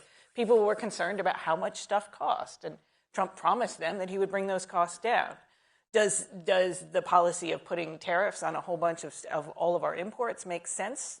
Maybe not, but that's what he promised, and that's what people want. So you are seeing some Democrats starting to talk about how do we really address things like that. There'll be a Democratic National Committee election in February. Right now, there's 5 people running for it. They're all men. There's no women on that for the first time in a while in that election. So, it'll be months probably before you see people starting to emerge from that you say, oh, maybe that's a candidate for 2028. Yeah, lots for the party to recover from.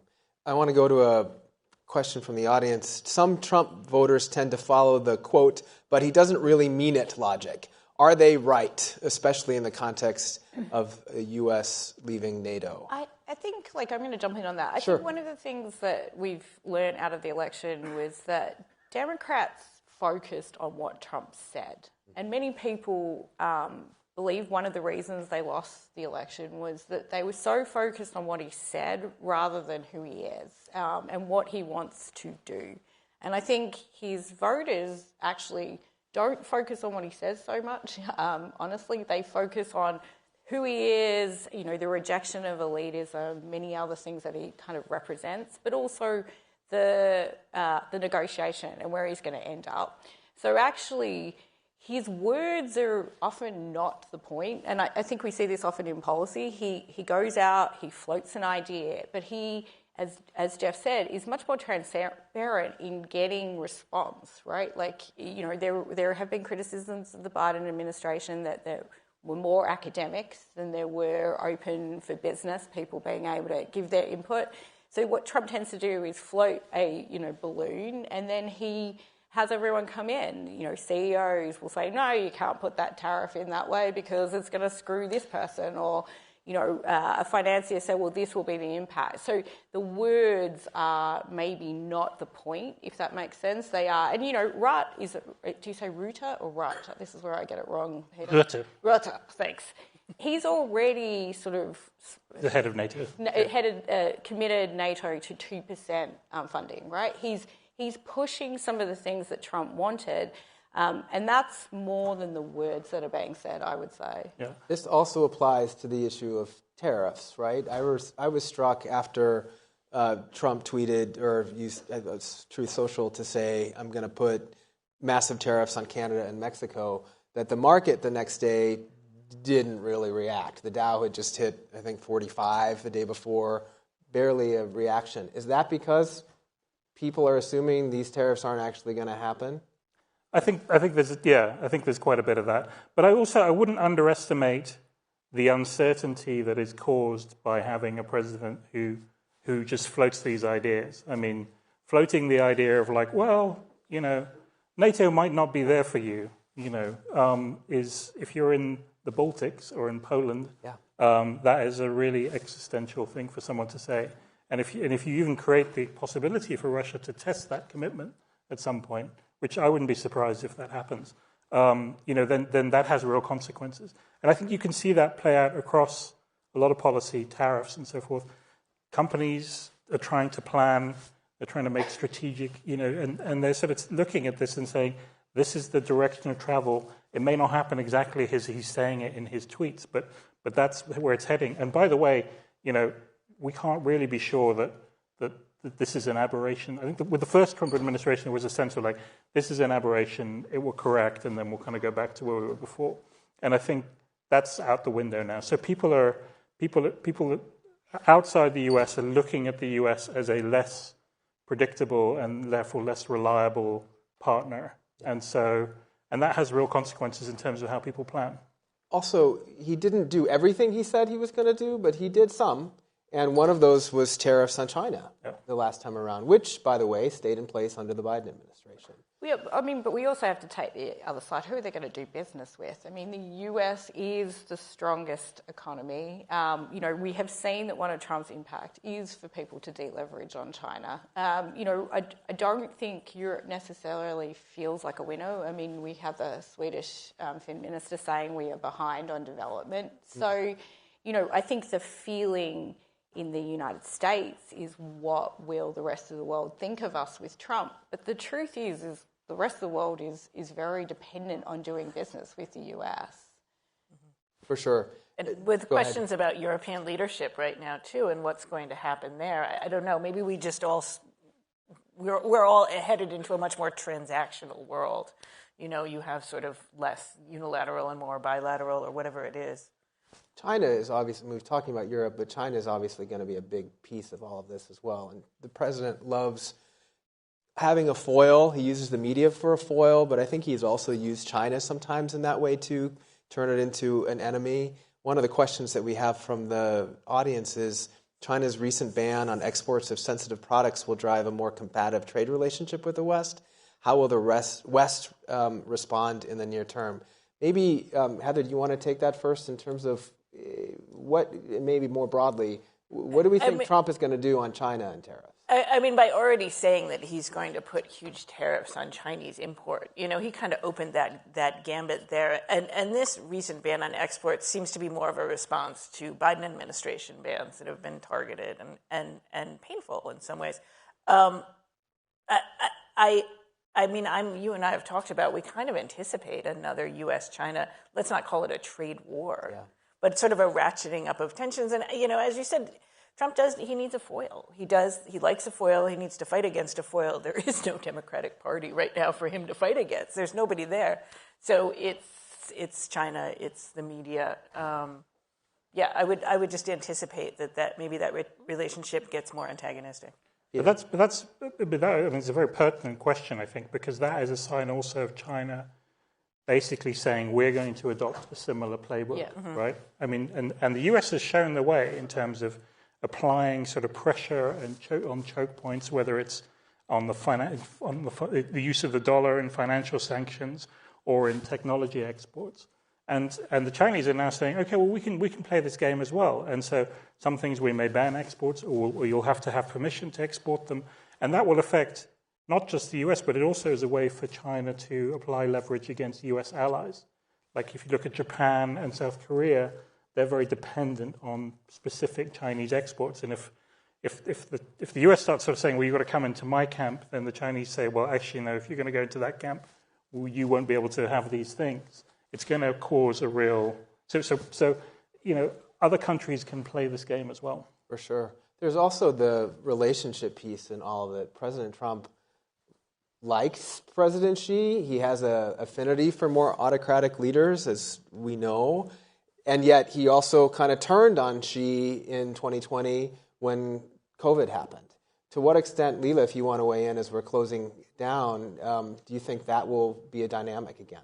I mean, I think we have to see what plays. I mean, there is no indication that Trump is going to go easy on China, right? What we're seeing right now, and China, I mean, what Peter was saying in terms of the export bans, but also the investigation into NVIDIA is a big deal for almost every investor around the world. But I think one other relationship that speaks to that is his relationship with Netanyahu. Like, the deal that is coming this way that we're all anticipating is a deal between the Saudis and Israel. And that deal then sets the table for what happens in Gaza. And I think that's where, his personal relationships can come and go. And he uses anger or hatred, which sometimes seems to characterize the relationship with Netanyahu, as much as he does being liked, right? So, I think that style of negotiating is going to have a very big impact on our world. No doubt. So we've answered all questions about how Trump is going to impact the global economy and the globe in 25 minutes. Thank you to our expert panel.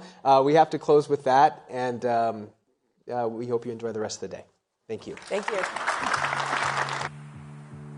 Thank you very much indeed to the panel. Never disappointing. And actually, Jeff, one quick question for you. It's no secret you have quite a feisty relationship with Trump. I've certainly got it boring for you, is it? It's not boring, no. Was there some little tinge of exhilaration, excitement when you heard the result of the election as a result of that? With your journalist hat on. Definitely not going to answer that question, Axel. But I would say covering him, it's a really big story. One thing that we won't have this time around that we had last time around is he's not going to yell at us to take our masks off. Yeah, very true. Yeah. All right. Thank you so much to all of you. That was super.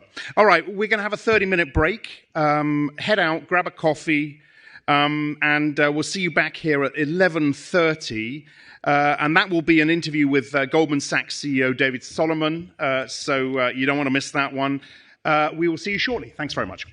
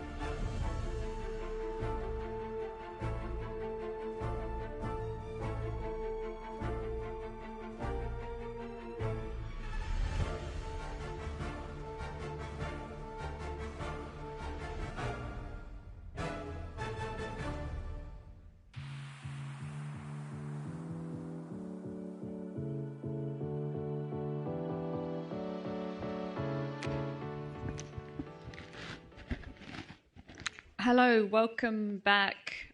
Please do come in and take a seat.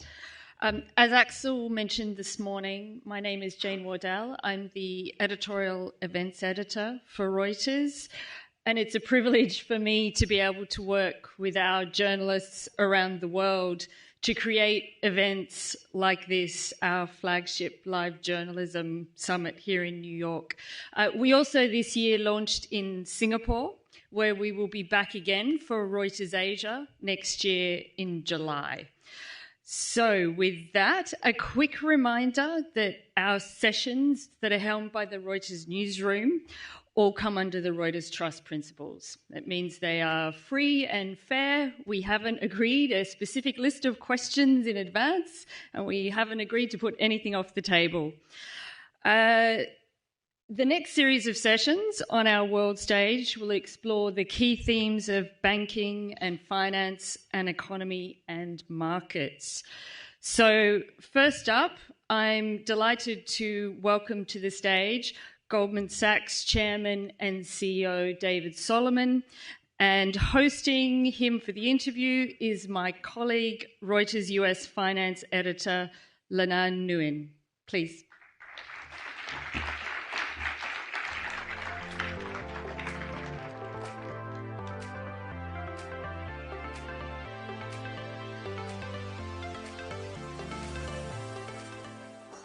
All right. Thank you, Jane, and thank you, everyone, for being here. Thank you, David, for joining us. Thank you. Thank you for having me. Delighted to be here. It's a fascinating time to be speaking with you, David. So I want to start with the obvious. Your stock rose 13% on November 6th. So how? So I checked on the Reuters terminal before you came up here. So how good is Donald Trump for your business? Well, what I'd say at a high level, when you think about our business is very correlated to growth in the economy. It's very correlated to investment. And so if you create an environment that's a high growth environment with lower regulatory expectations, you probably have an environment that's good for asset prices and is good for transactional activity. Those things are good for Goldman Sachs' business. You know, I think at the moment, when you look at the election transition, you had a couple of things that happened that basically bring together both the election, but also the history of the last couple of years. You know, after the very ebullient times from a capital markets perspective of 2020 and 2021, where the world was really reacting to all the fiscal stimulus, and you had very, very elevated levels of M&A and equity issuance. the war started in Ukraine, the world resorted, and we had very depressed levels of M&A and equity issuance. There was also a different regulatory lens around M&A. And so if you look at 2024, for example, we basically had M&A activity running 15 to 20% below 10-year averages. We had equity capital raising running 20 to 25% below 10-year averages. A combination of the fact that naturally we were getting to a point where those activities were picking up and the shift in administration, which I think appears to be an administration that's going to run a more growthy kind of playbook, is one that's quite good for our business and our business activity. Now, whether or not it plays out that way, the market's saying it's going to play out that way. But whether it does play out that way and how the combination of policy initiatives are ultimately implemented, will have an impact on growth and asset prices, et cetera. Well, we talked about the fact that you may be going to Washington soon to meet with some of your fellow CEOs in the Business Roundtable. These are household names. We're talking Apple, Walmart, et cetera. So in your view, what's the biggest upside for this group from the new administration? And then also, what's the biggest risk? Well, the upside broadly, I think if you were to talk to CEOs across the U.S. corporate landscape, they would say that the last few years, and this was across all industries, it wasn't really isolated to any industry, the regulatory environment was a headwind to growth and investment. And it appears that we're going to swing that pendulum back a little bit to a degree that will open up more investment, more of a forward-looking view, and that's all constructive for growth. And so I think, broadly speaking, most CEOs that I talk to, when I talk to our clients, they're excited about a prospect of having that swing back. Now, broadly speaking, I'd love to get to a place where we can create more consistency. There's been too much of a back-and-forth pendulum around these issues, and I think if you really think about the U.S. preeminence as an attractive investment broadly, some of the things that really, I think, position the U.S. very strongly versus the rest of the world, more consistency around these policies so that businesses feel like they can invest, they can grow appropriately, would be helpful. But I think that's the biggest unlock right now. There's a view that it's going to be a more constructive environment from a regulatory perspective, and that makes it easier to plan, to invest, to look forward. So is inconsistency the biggest risk, or are there other risks that you're No, worried I think there are plenty of risks in the world. We can talk about cyber, we can talk about geopolitics, we can talk about policy combinations. Policy matters, and there are a number of things that are being talked about across a number of policy avenues. I'm quite optimistic that this administration is going to run a very, very pro-growth agenda, but you've got to balance those policy things correctly. Mm-hmm. And if you don't balance them correctly, you have a risk of slowing down growth. You have a risk of changing market perception.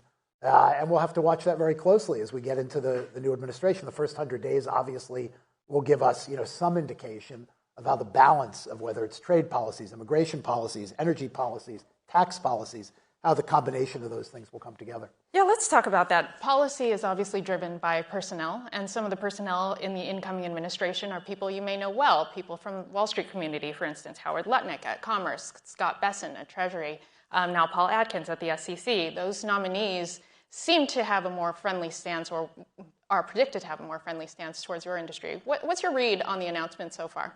Well, I would say I'm excited to work with the new economic team. I know Scott, and I've had some interactions with Scott. He's very well known to our firm, but I think Scott has great insight into markets and capital flows, and I think that's an important input, into policy decisions. And so we're very, very excited to work with the new economics team, and do think, generally speaking, we'd be very supportive of pro-growth policies, and we'll watch to see if the policies and the executions actually follow through to drive growth in the economy. I think that's a really important point, and something I'm going to maybe probe you on a little bit, because there is a pro-growth tone. However, there are questions around whether tariffs, for instance, will cause more growth, whether inflation could be an outcome of some of the policies that have been proposed so far, mass deportations, cutting off labor supply in the U.S. There are pro-growth noises, and at the same time, there are some analyses that say that these will not lead to growth. So what's your take on that? Well, you're not going to like my answer, but my answer is I don't know, because I don't know exactly what policies are going to be put into place. So tariffs can be a very effective tool from a negotiating posture perspective, but that doesn't mean that markets like tariffs, when they're implemented and they're implemented broadly, without discretion. I'm a big believer in reciprocity.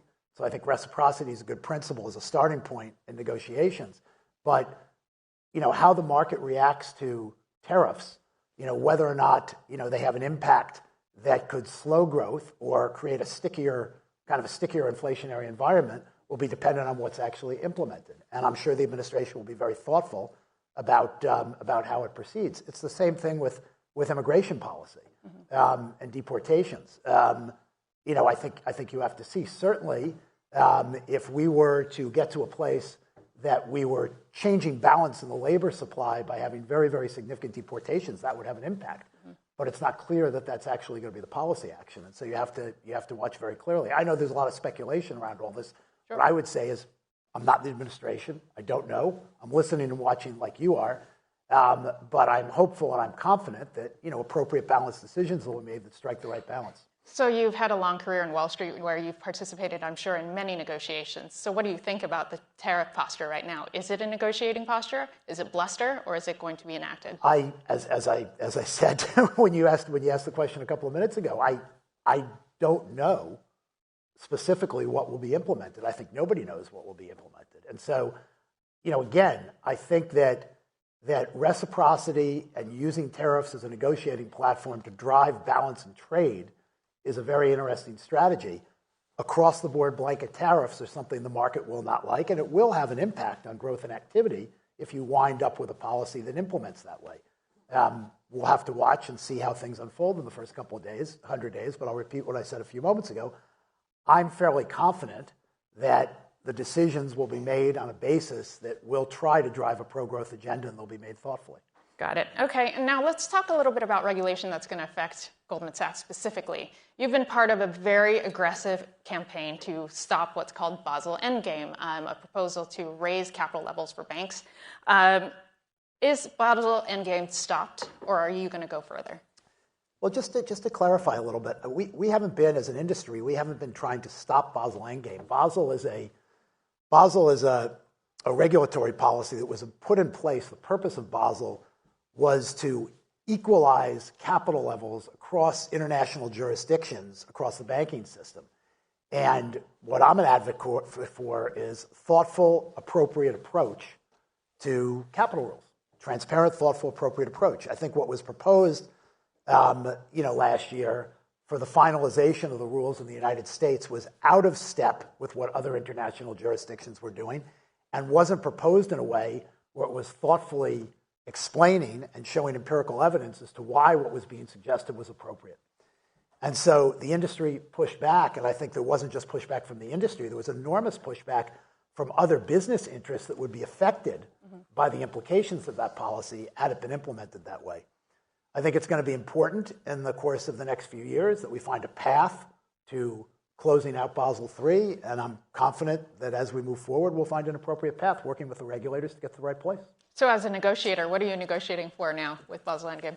I'm negotiating for us to get to the right conclusion as to how to close out the Basel rule set so that we can all move forward with transparent, consistent capital rules. Got it. Okay, and final Trump administration question. Trump has said that he wants to be the crypto president. And I know that Goldman Sachs has digital asset business. Talk to me about how likely it is and when you'll have spot Bitcoin trading at Goldman Sachs. Well, that's a question you have to ask to regulators, because at the moment, as a regulated banking institution, and I think you know this, we're not allowed to own a cryptocurrency like Bitcoin as a principle. I do think that these technologies are interesting and they're getting a lot of attention at the moment because there's a view that the regulatory framework is going to evolve as we go forward differently than it seemed like it was evolving under the last administration. I would just say that the regulatory framework has to evolve, okay? And everyone's speculating as to how that regulatory framework will evolve, but it's still unclear how the regulatory framework is going to evolve. And so, we help serve our clients and we give our clients advice around a variety of these technologies and these issues. We'll continue to do that.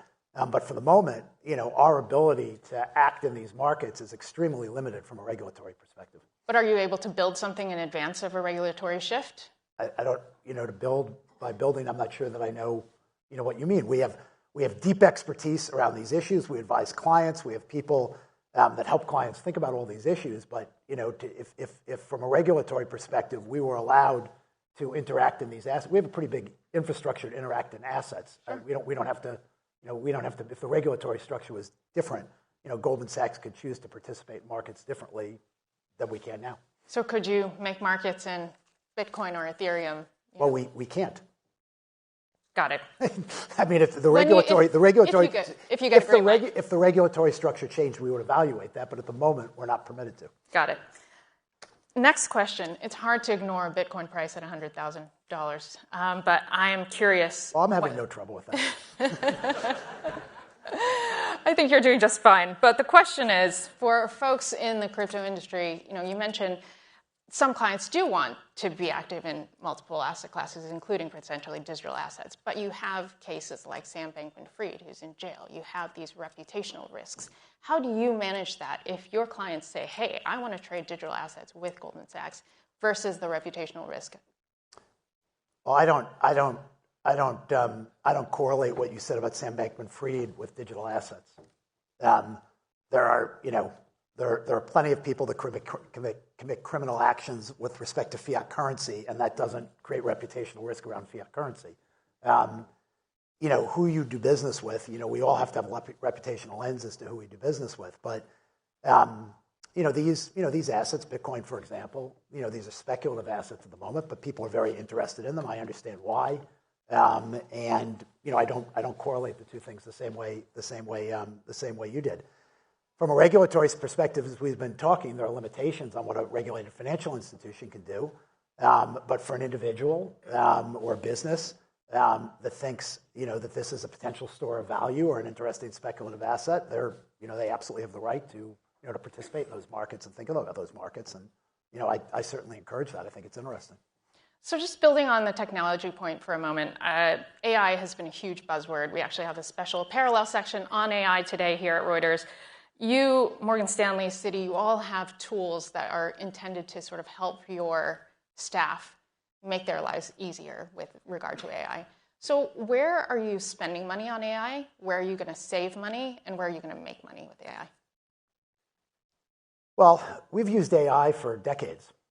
Now, obviously, when people are talking about large language models and generative AI and the power and the speed of compute today versus 5-10 years ago, there's an evolution and all that, but we've been using compute, machine learning, and AI for an extended period of time in our business. We obviously have extraordinary data sets, and that information helps us serve our clients in a very, very meaningful way, and we've always tried to be differentiated in that.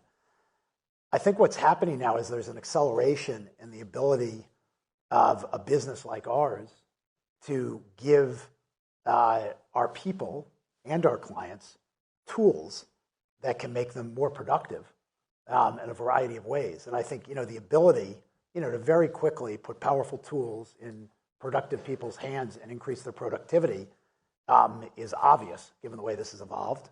The most obvious thing I'd point to in our business is we have, in a 46 or 47,000 person organization, we have 11,000 engineers. We do an enormous amount of coding. We build an enormous amount of technology infrastructure. If we can increase with these tools their coding productivity by 20 or 30%, it's a huge tailwind for us in the context of things we want to invest in and the things we want to do to both serve our clients and to grow our business.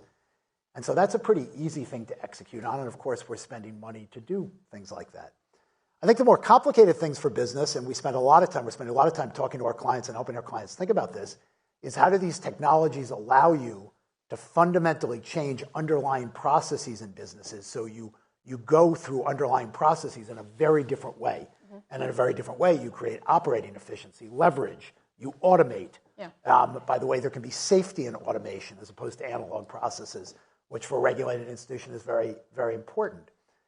Those things are harder to do. Sure. They're not easy. They're harder to do. Organizations, especially large organizations, do not like change, and they change processes, very, very slowly. And processes also have to be fit for purpose. And so, we're giving a lot of advice around that to our clients and also spending a lot of time thinking about it at Goldman Sachs. And if you get those things right over time, that actually, people always, you ask the question in the context of saving money. Mm-hmm. I kind of think about it increasing productivity because One of our constraints, as a public company, there are a lot of things that we'd want to invest in more quickly and to accelerate our ability to serve our clients or grow our business. But we have to balance that with what we deliver on a quarter-to-quarter, year-to-year basis. If you can create more productivity, it throws up an ability to invest faster in the business.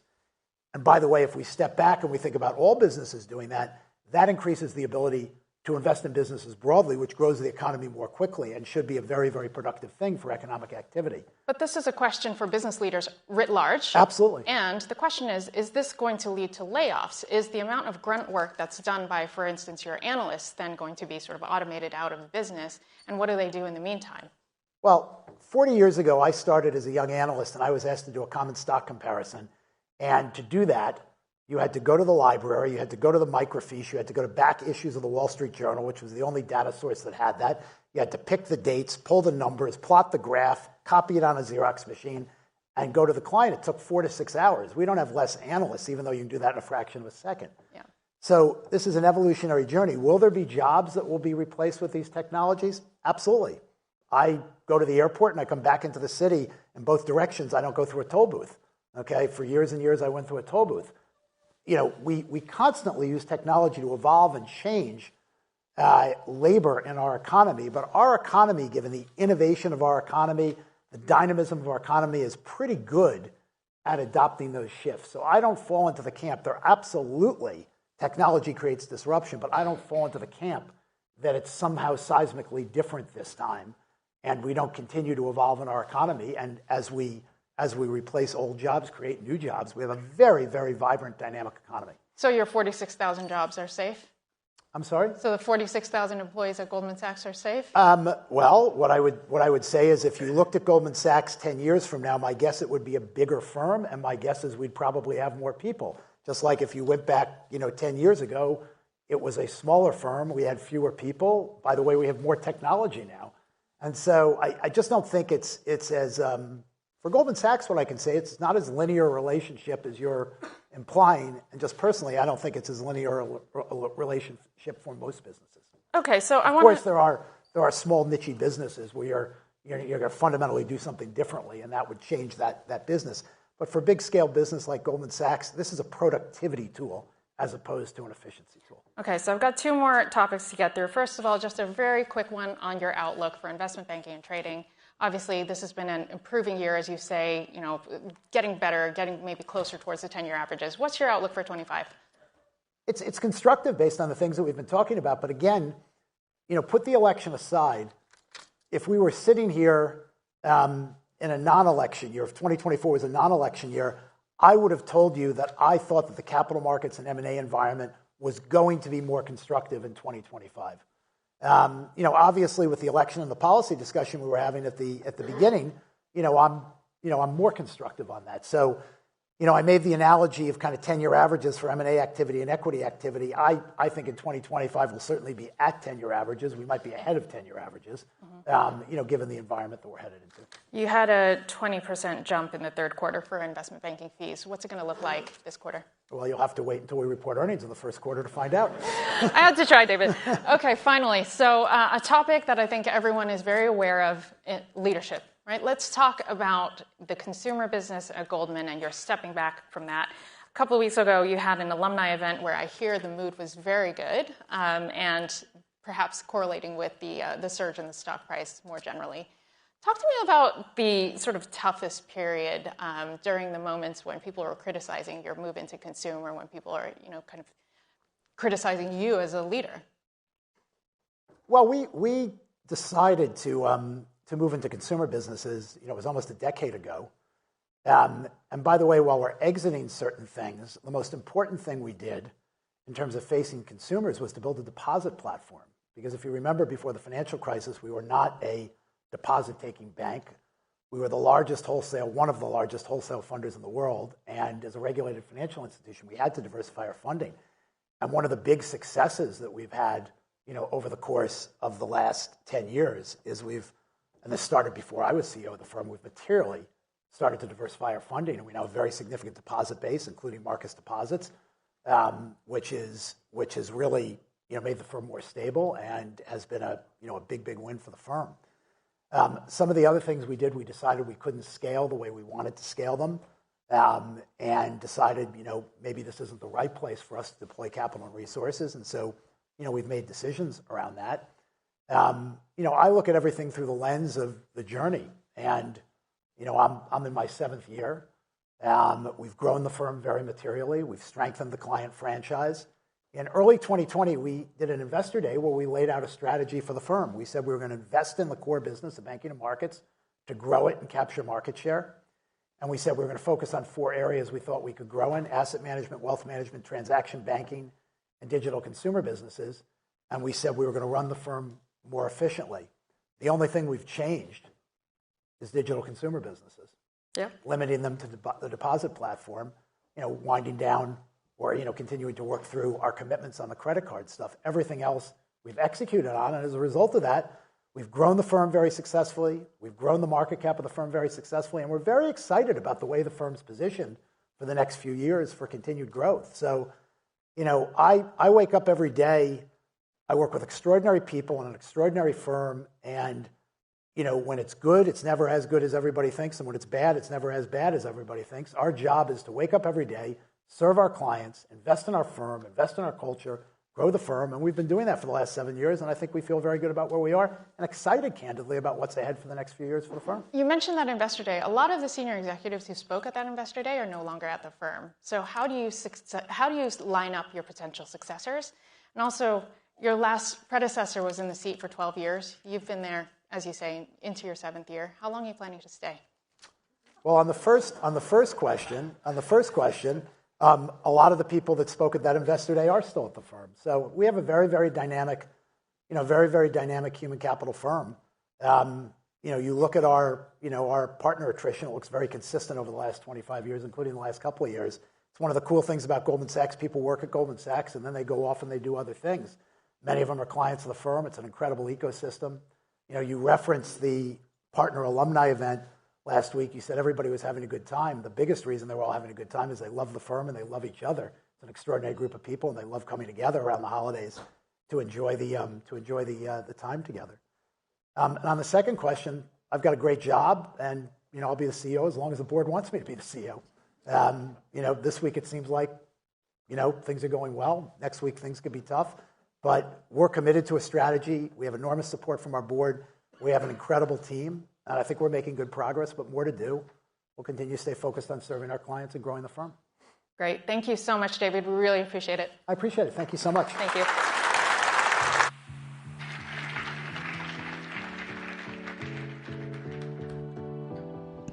Thank you, Lena. Thank you, David. We move on to another finance executive, and I'm expecting possibly some similar questions on a certain theme. So please welcome to the stage Warburg Pincus Chief Executive Officer Jeffrey Pearlman, who is being interviewed by Reuters Breaking Views Global Corporate Finance Editor Jeffrey Goldfarb.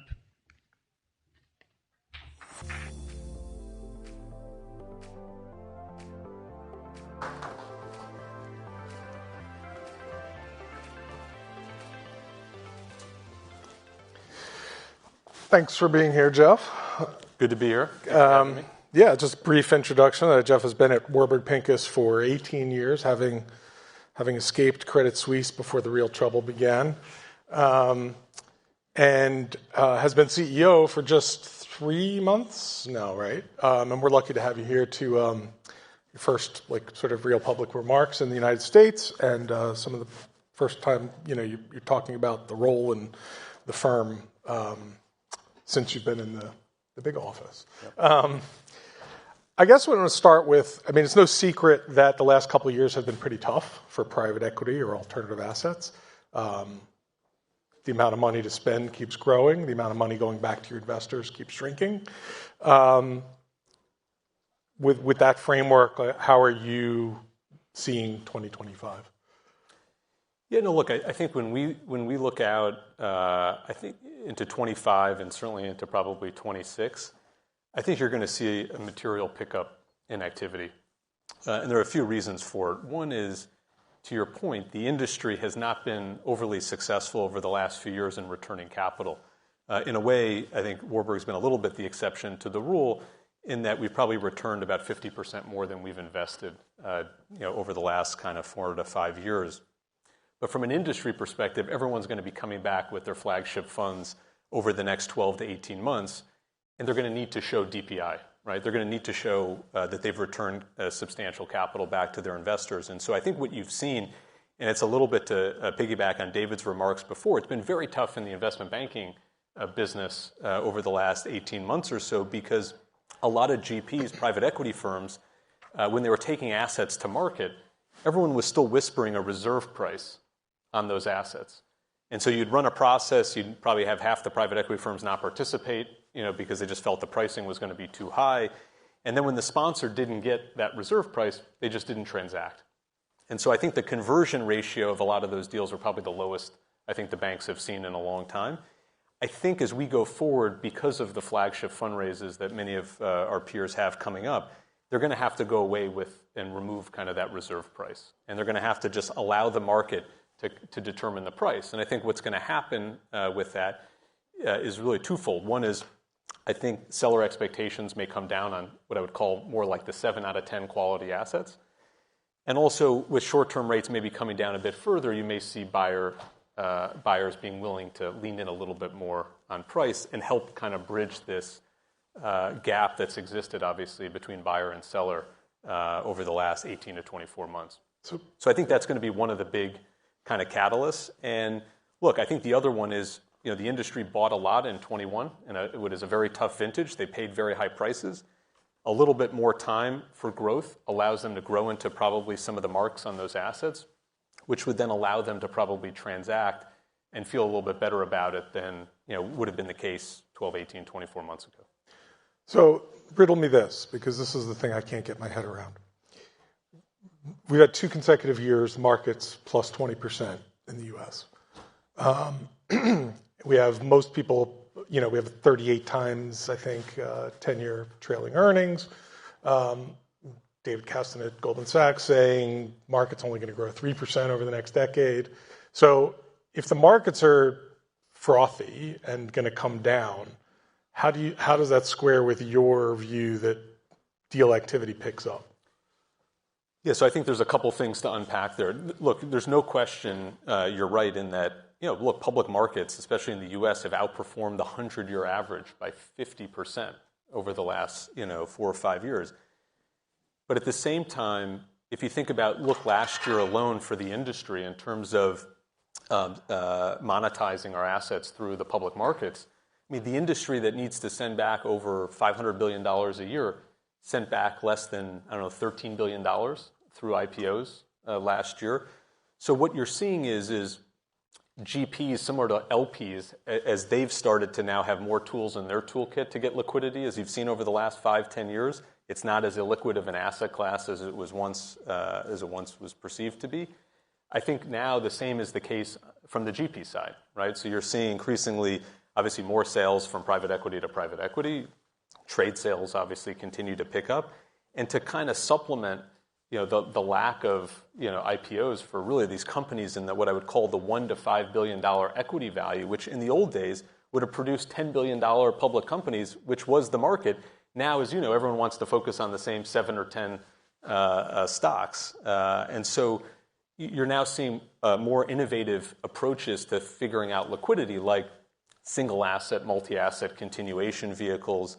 But the reality is everyone needs to see more from the capital markets going forward on the IPO side. There's a difference. If you're public, you've seen some of that performance, although, to be honest, even the public performance has been much more driven by tech and by a handful of names within tech. I mean, you take tech out of the average, it halves, right? I mean, you take the U.S. out of the global average, it halves, right? So, I mean, these are factors that are certainly weighing on things, but I don't think that changes the deal activity. Businesses that have been 10 out of 10s the last 2 years have traded, and they've probably even traded at or above 21 levels for a number of those businesses. But it's really the rest of the industry, because let's not forget, private equity went from essentially 5,000 to 6,000 private equity-backed companies 5-6 years ago, about 1,500 exits a year. we now have over 25,000 private equity-backed companies. We still have a similar number of exits a year. The math at this point, obviously we've got to find other alternative ways to see these companies monetized. I mean, you talk about that. It's a good transition because you bring up the tech concentration. Obviously, Warburg Pincus is a global firm. You spend a lot of time in Asia. You have funds looking everywhere. And yet the big problem that we hear from a lot of the buy side is that the U.S. markets now account for something close to 70% of the world's market cap. They want to, diversification is the name of the game, but you can't ignore what's happening. How do you, is it the same in the private markets? I mean, I know you're dependent on the public markets as well for exits and things like that, but is it the same in the private markets, and how are you approaching that sort of quandary? Look, I mean, Warburg's the oldest, continuously run private equity firm in the world. We've been investing for nearly 60 years, and we've always maintained that core principle of diversification. We're looking for where the best, risk reward is. Now, at the same time, you can't ignore the beta, right? And so you're seeing increasingly, if I'm looking at our current 14th flagship fund, it's more weighted to mature markets. It's certainly more weighted to the U.S. Than maybe in the previous, few funds. But we still see, we still look out at Asia, and you look out over the next decade. I mean, 2/3 of global growth is slated to come from Asia. So I don't think it's a market that should be ignored. And if you take India out for a second, which is in its own microclimate, it's been a great market. We've been there nearly 30 years. We'll take out, about $1.5 billion, from the market this year, continuing to invest $1 billion a year. The rest of Asia is probably the cheapest of anywhere in the world today. Right. So, and you're seeing obviously reforms in places like Japan, which is, I think, going to catalyze more activity on that front. So we think you still need to be exposed to these markets, because I think right now, to your point, everyone wants to put every last dollar into the United States. And by the way, we're big believers in the U.S., but I think any good investor knows that you shouldn't have all your eggs in one basket. Well, let's talk about diversification in a different way, which is when we get to Warburg Pincus and what you're thinking about in terms of strategy. A lot of your peers have done a lot of diversification into especially credit, real estate, infrastructure. There's a lot of it driven by being publicly traded. But you've kind of really, you've done a few different things, but you've pretty much stayed in your lane for 60 years. What do you think? How are you approaching that? Do you want to expand it in more products? Do you want to go public? Do you want to? How do you want to? What's the stamp you're going to put on Warburg Pincus? And look, I think a part of some of those strategy changes from some of our peers, I think, were driven by the fact that they were public, and the public market values fee-related earnings, as opposed to what's been an incredibly powerful tool in this aligned triangle of, if our portfolio companies do well, our LPs do well, and we do well in the process, and that's the inherent carry that comes from successful funds and successful deals. I think for us, we think it's a competitive advantage for us to be a investor-first private partnership. Now, that doesn't mean, even today, we don't just do private equity, right? We have activities in real estate. We have our capital solutions business, so think about it as hybrid capital. And obviously, we continue to look at ways that we feel like meet a couple key criteria. One is that it leveraged this phenomenal deal engine that we've built over the past 50-plus years. Our ability to source, underwrite, and execute with a very large value creation team we think is very, very valuable. The second is that it's something that's scalable. The third is that our investors actually like the risk-reward associated with it, as opposed to kind of forcing on them, in a way, a little bit of a supermarket, element. And I think the last piece is it makes us better investors in the process. So take capital solutions that we went into about a year ago and raised a separate vehicle for. Now, when our investment professionals go meet a company or a management team, they can go with a straight equity deal. They can go with a structured solution, depending on what's the better risk reward. Sometimes you could force and say, I'm going to push to get a deal done, but it's, maybe you're struggling to get to a 20% IRR. You can do a structured deal, be much more protected from a left tail perspective, and earn a 17, right? As long as you have the right source of capital for that, that feels like a better risk reward. So I think that's really how we've kind of focused ourselves. And my personal view is I think if we were ever in a situation where I feel like we'd be at a competitive disadvantage by not being public, then I think like any leader, you have to revisit that. I think the opposite is true right now. I think between our investors who are focused on performance-driven investing firms, so that investor-first mindset, and the second is I think with investing talent wants to be and wants to gravitate towards firms that are focused on generating alpha, and I think that's the culture, that's the DNA of the firm, and I think that's worked well for us. I do agree though that our investors increasingly want to do more with fewer managers, and I think part of the expansion of our own remit in those areas that leverages that deal engine that's been created is so that we have deeper and deeper partnerships with those investors.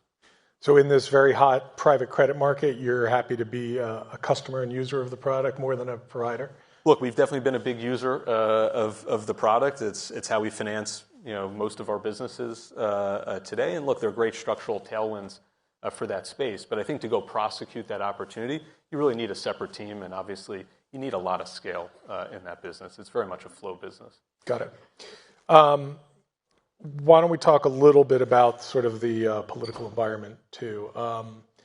We heard from David and his views on things like tariffs, deportations, other sorts of policy things that we're hearing might be likely. How does any of that sort of affect your firm? And then maybe a little bit about like the effect on your portfolio companies. Yeah, look, I'd say from a firm and from an investing perspective, look, we're still very focused on the micro. It's finding talented entrepreneurs. It's finding good businesses to invest behind. I would say, though, the industry as a whole for probably 40 years didn't really need to focus as much about the macro, right? The macro was interesting. Of course, we would all pay attention. Right. But I think there are so many factors, obviously, at play between global power conflict, between a number of supply, parallel supply chain. I mean, there's so many things. You got 2 hot wars going on. With that, we do have to kind of be much more mindful of the macro today than I think at any point, certainly than I've been at the firm. That being said, our success is tied to the investments that we make, and a lot of times it's more about the who than the what. It's who you're investing behind in those businesses. I would say for us, sector-wise, we think the core sectors we focus on between technology, financial services, healthcare, industrials, all of these are going to continue to find, we think, attractive and interesting opportunities.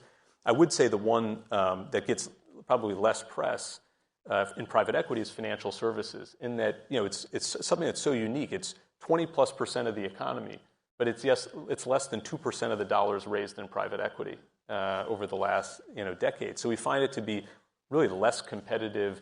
Continue to find very interesting opportunities, whether it's on the balance sheet side, asset management, insurance, fintech. I mean, it is a pretty broad set of opportunities. And again, if anything, on the bank side, with some of the regulatory changes that could be at play, that may create more opportunities within that space as well. I think to the second part of the question, within our portfolio, look, I mean, obviously, if there's substantial tariffs, and to David's point, we don't know the implementation, we don't know what that's going to look like. If there's an inflationary element of that, I mean, one of the single biggest things we focus on at the IC level, beyond obviously AI, which we heard them talk about before, is pricing power of businesses. Because ultimately, if there continues to be inflation, and you continue to see pressures on the wage side as well, you've got to be able to drive price increases. One of the things that's really important in this industry, we're going to see probably change over the next decade is, with higher rates likely, the ability to kind of benefit from multiple expansion in the same way that's been the case. I mean, if you take a step back, 47% of returns over the past decade for top quartile funds came from multiple expansion. And so that momentum style of investing, we think kind of starts to turn back to, I think, our core focus of investing, which is focus on earnings and how you grow earnings. And that's going to be a big a part of this going forward. And if you can make a little less money from leverage, from multiple expansion, then you've got to do it through how you grow earnings, right, and how you buy kind of businesses on the way in. So you also have, I mean, that covers sort of the thinking a little bit from the U.S. perspective. You are obviously heavily invested in Asia. You have a standalone China fund, a president that's not terribly fond of the country. How are you thinking about that in the context of tariffs and other policies? And will you raise another China-specific fund? Yeah, so I mean, even our China Companion Fund had grown beyond China when we had the successor vehicle. And I think as we think about Asia and speaking to many of our investors, I think investors now are looking for a diversified way to play Asia. So to my earlier point, 2/3 of global growth is likely to come from Asia. And so in the past, our experience had been investors wanted to be stock pickers of countries, right?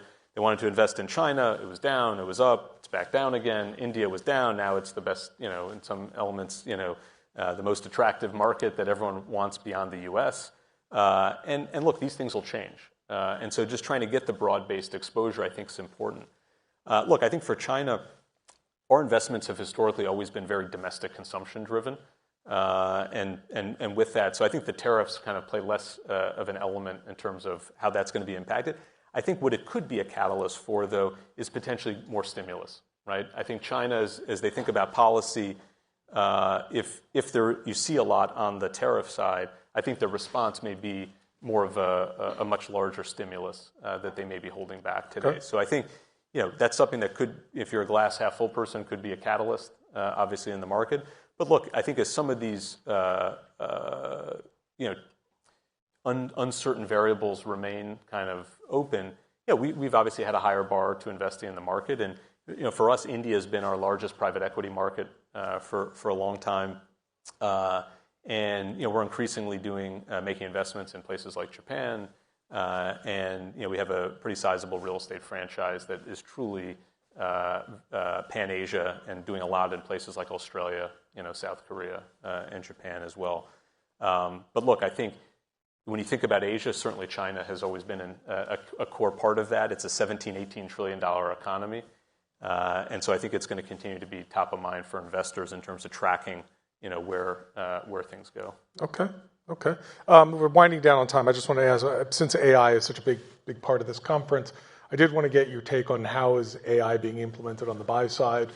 Is it a big upside for you, and how is it maybe an example or two on how it's being used? Yeah, sure. In your portfolio companies. I'd say first from an investing perspective, I think for us, we've really been thinking about ways to find multiple derivatives to play kind of AI, as opposed to in direct companies that obviously have pretty inflated valuations in a number of areas. So obviously you look at data center capacity doubling over the next 5 years. Certainly the low-hanging fruit was to build data centers. We've done that quite a bit.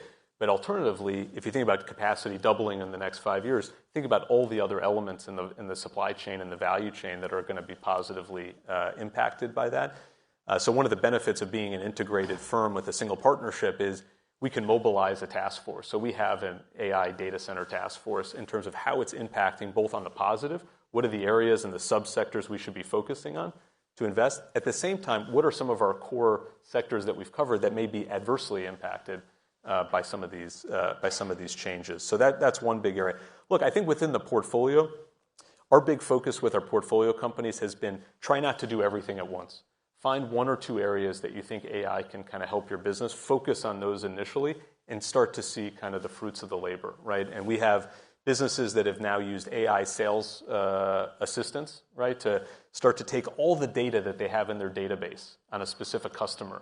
And in real time, they can start to communicate with them in a way as if they've known, all those facts as the salesperson, forever.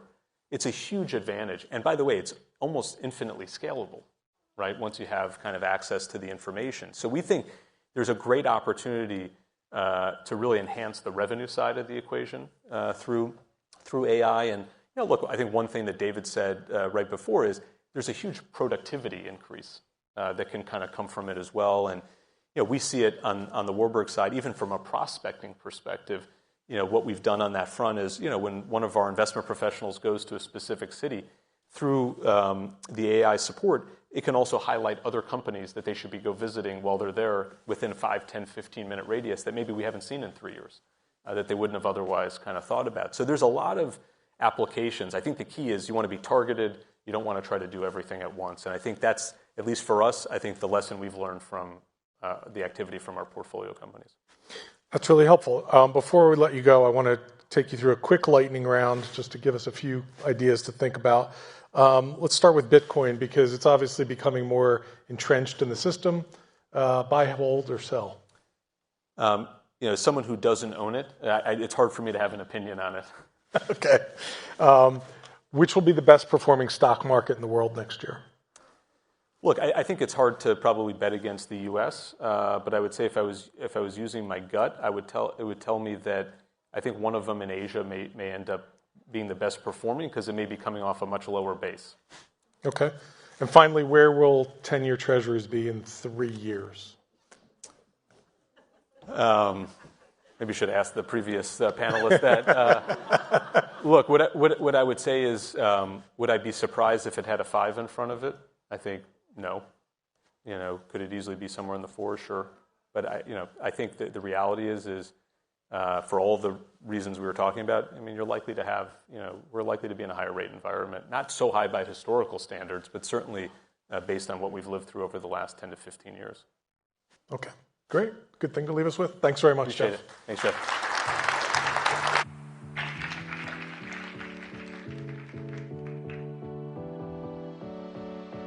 Thank you, Jeffrey and Jeffrey.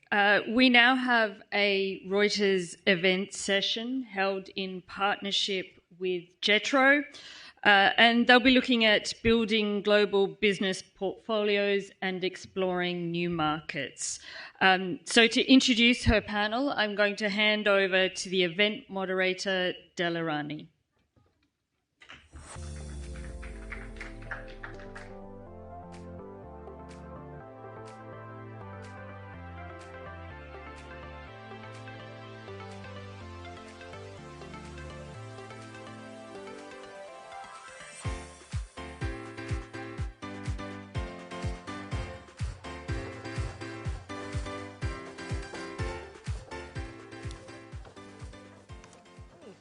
Jane, thank you so much for that kind introduction.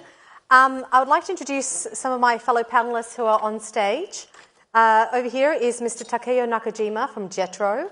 That's Audrey Charles from Lamb Research, Dr. Siva Sivaram from QuantumScape, and Mr. Norihiko Ishiguro, Chairman and CEO of JETRO. Welcome to all of you. Thank you so much for joining us.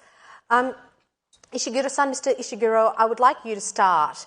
Can you just tell us what's your take on the current global situation and more specifically talking about Japan and some of the recent developments that are taking place over there? Okay. Yeah, thank you very much. So I'm Norihiko Ishiguro, Chairman and the CEO of the JETRO. JETRO is a government affiliate organization which promotes two-way trade and investment between Japan and the rest of the world. Looking at the recent global situation, both trade and foreign direct investment decreased last year. The pace of the globalization has slowed down. Disruption in the supply chain stemming from the pandemic and regional demographic turmoil, as well as a problem with supplying food, energy, and critical materials have prompted countries to accelerate the introduction of the protectionist measures. Under these circumstances, we can say that global investment trade have been changing. For example, Japan, ASEAN, and India have been great attention. I've been watching the Japanese economy and its companies for 40 years since joining the Ministry of the Economy, Trade, and Industry. Today, I would like to talk about the 4 positive and dynamic change that have occurred recently in Japanese economy and the Japanese companies, as well as some attractive aspects of Japan that remain unchanged. First is Japan's macroeconomy, which is making a dramatic recovery. Deflation have contained for 30 years, has been contained, making way of the mild inflation of the around 2%.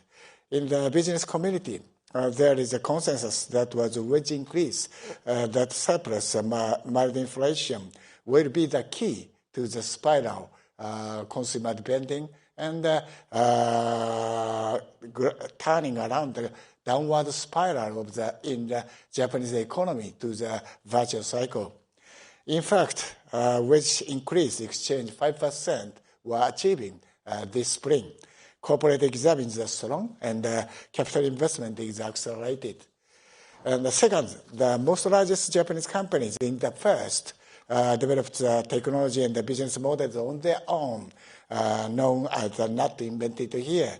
Japanese businesses have become very enthusiastic about the M&A and open innovation currently to accelerate technological innovation and strengthen their international competitiveness.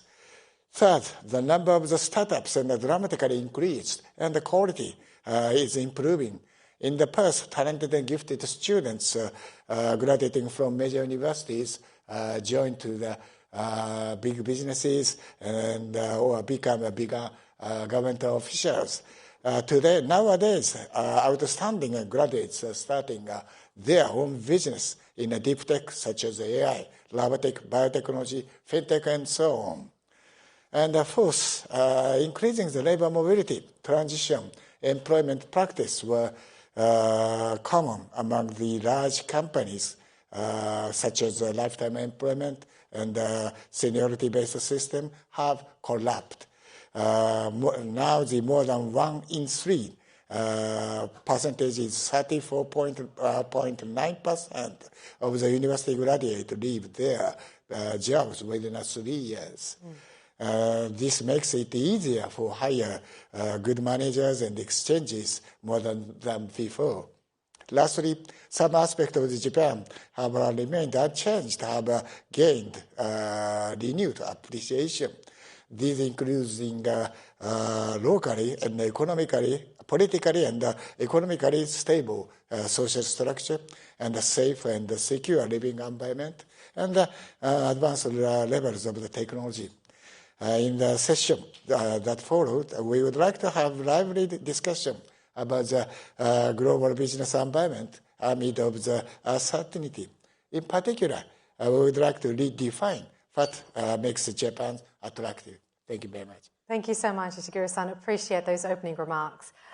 So just kind of going off the back of what he said, he would like to have a lively discussion about the current global situation and what makes Japan attractive. Dr. Sivaram, I want to start with you.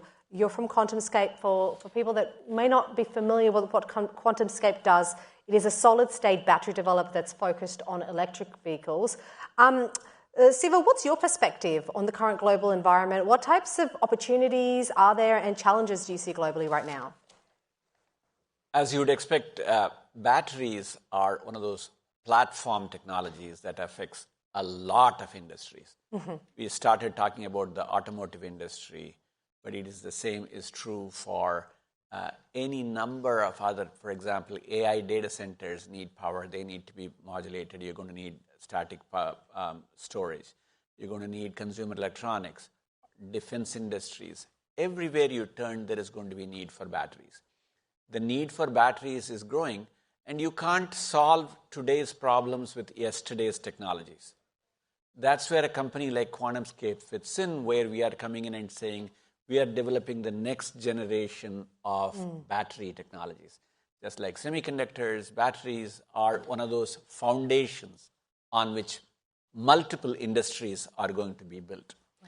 And Japan, for us, is one of those pillars for us to build on. Okay. Japan has been traditionally a strong player in batteries for a long time. Till recently, the leadership has shifted out of Japan. So Japan is eager to reestablish that leadership. So what Ishiguro-san was talking about, the changes that he is seeing in Japan, we are actually more interested in the things that have been constant about Japan.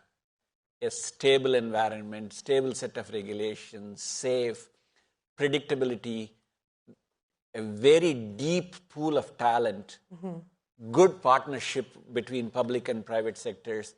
These are what are making it interesting for us to go invest and grow in Japan. Right, and then we will talk a little bit more about that in just a moment. But before we get there, Audrey, I'd love to get your take. Lam Research, is a company that makes semiconductor manufacturing technology and equipment that's used to make almost nearly every advanced semiconductor in the world, just as a way of context. Right. So from the perspective of the semiconductor industry, what's your take on the current global environment, and how do you balance diversification versus specialization when it comes to investments globally? Yeah, great. Thanks, Del, and great to be here this morning, or this afternoon now.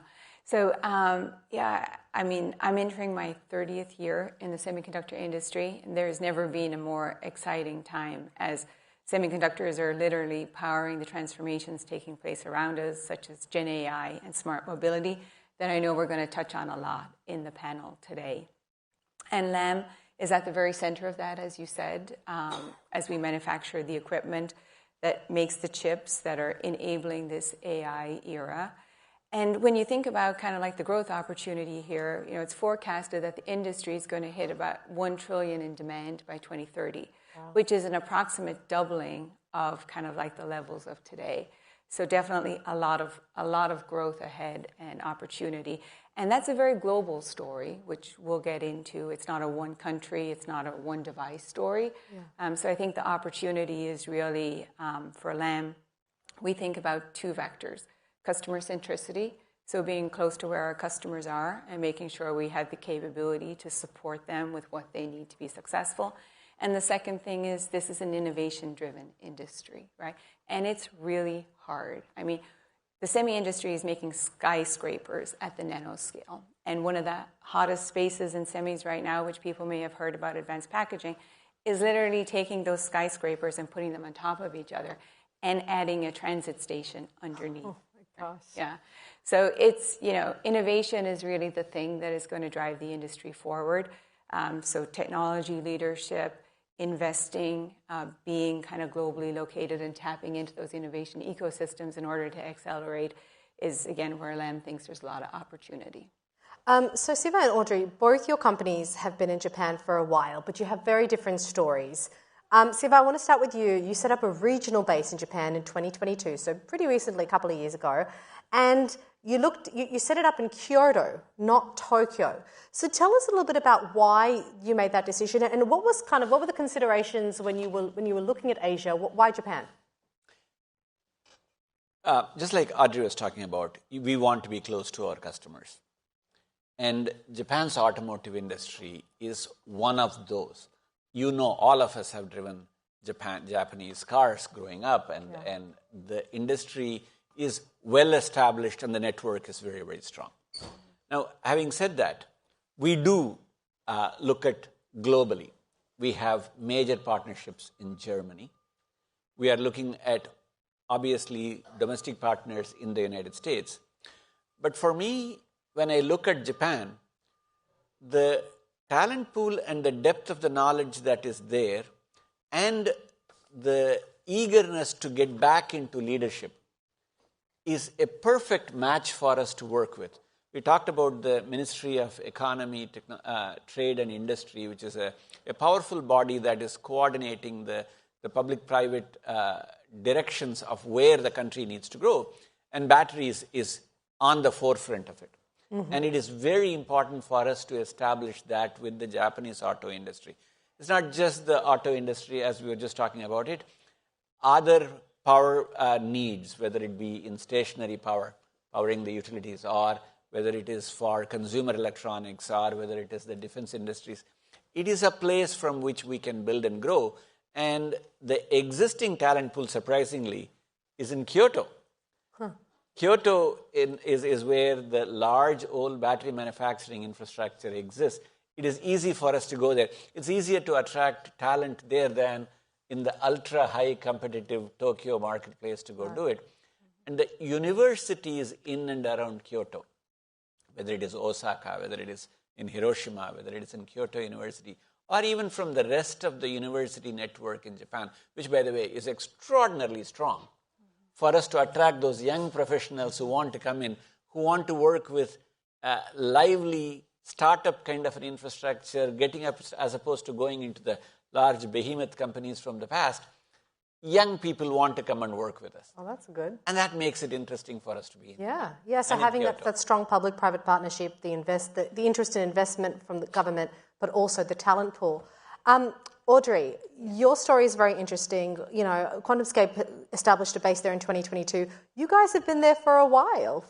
Since when? A few decades, right? Yes, early 90s. Yes. So why Japan, and what type of changes have you seen over the years? Well, it goes back to talking about needing to be close to the customer to be successful. So Japan has a long and a rich history in semiconductors.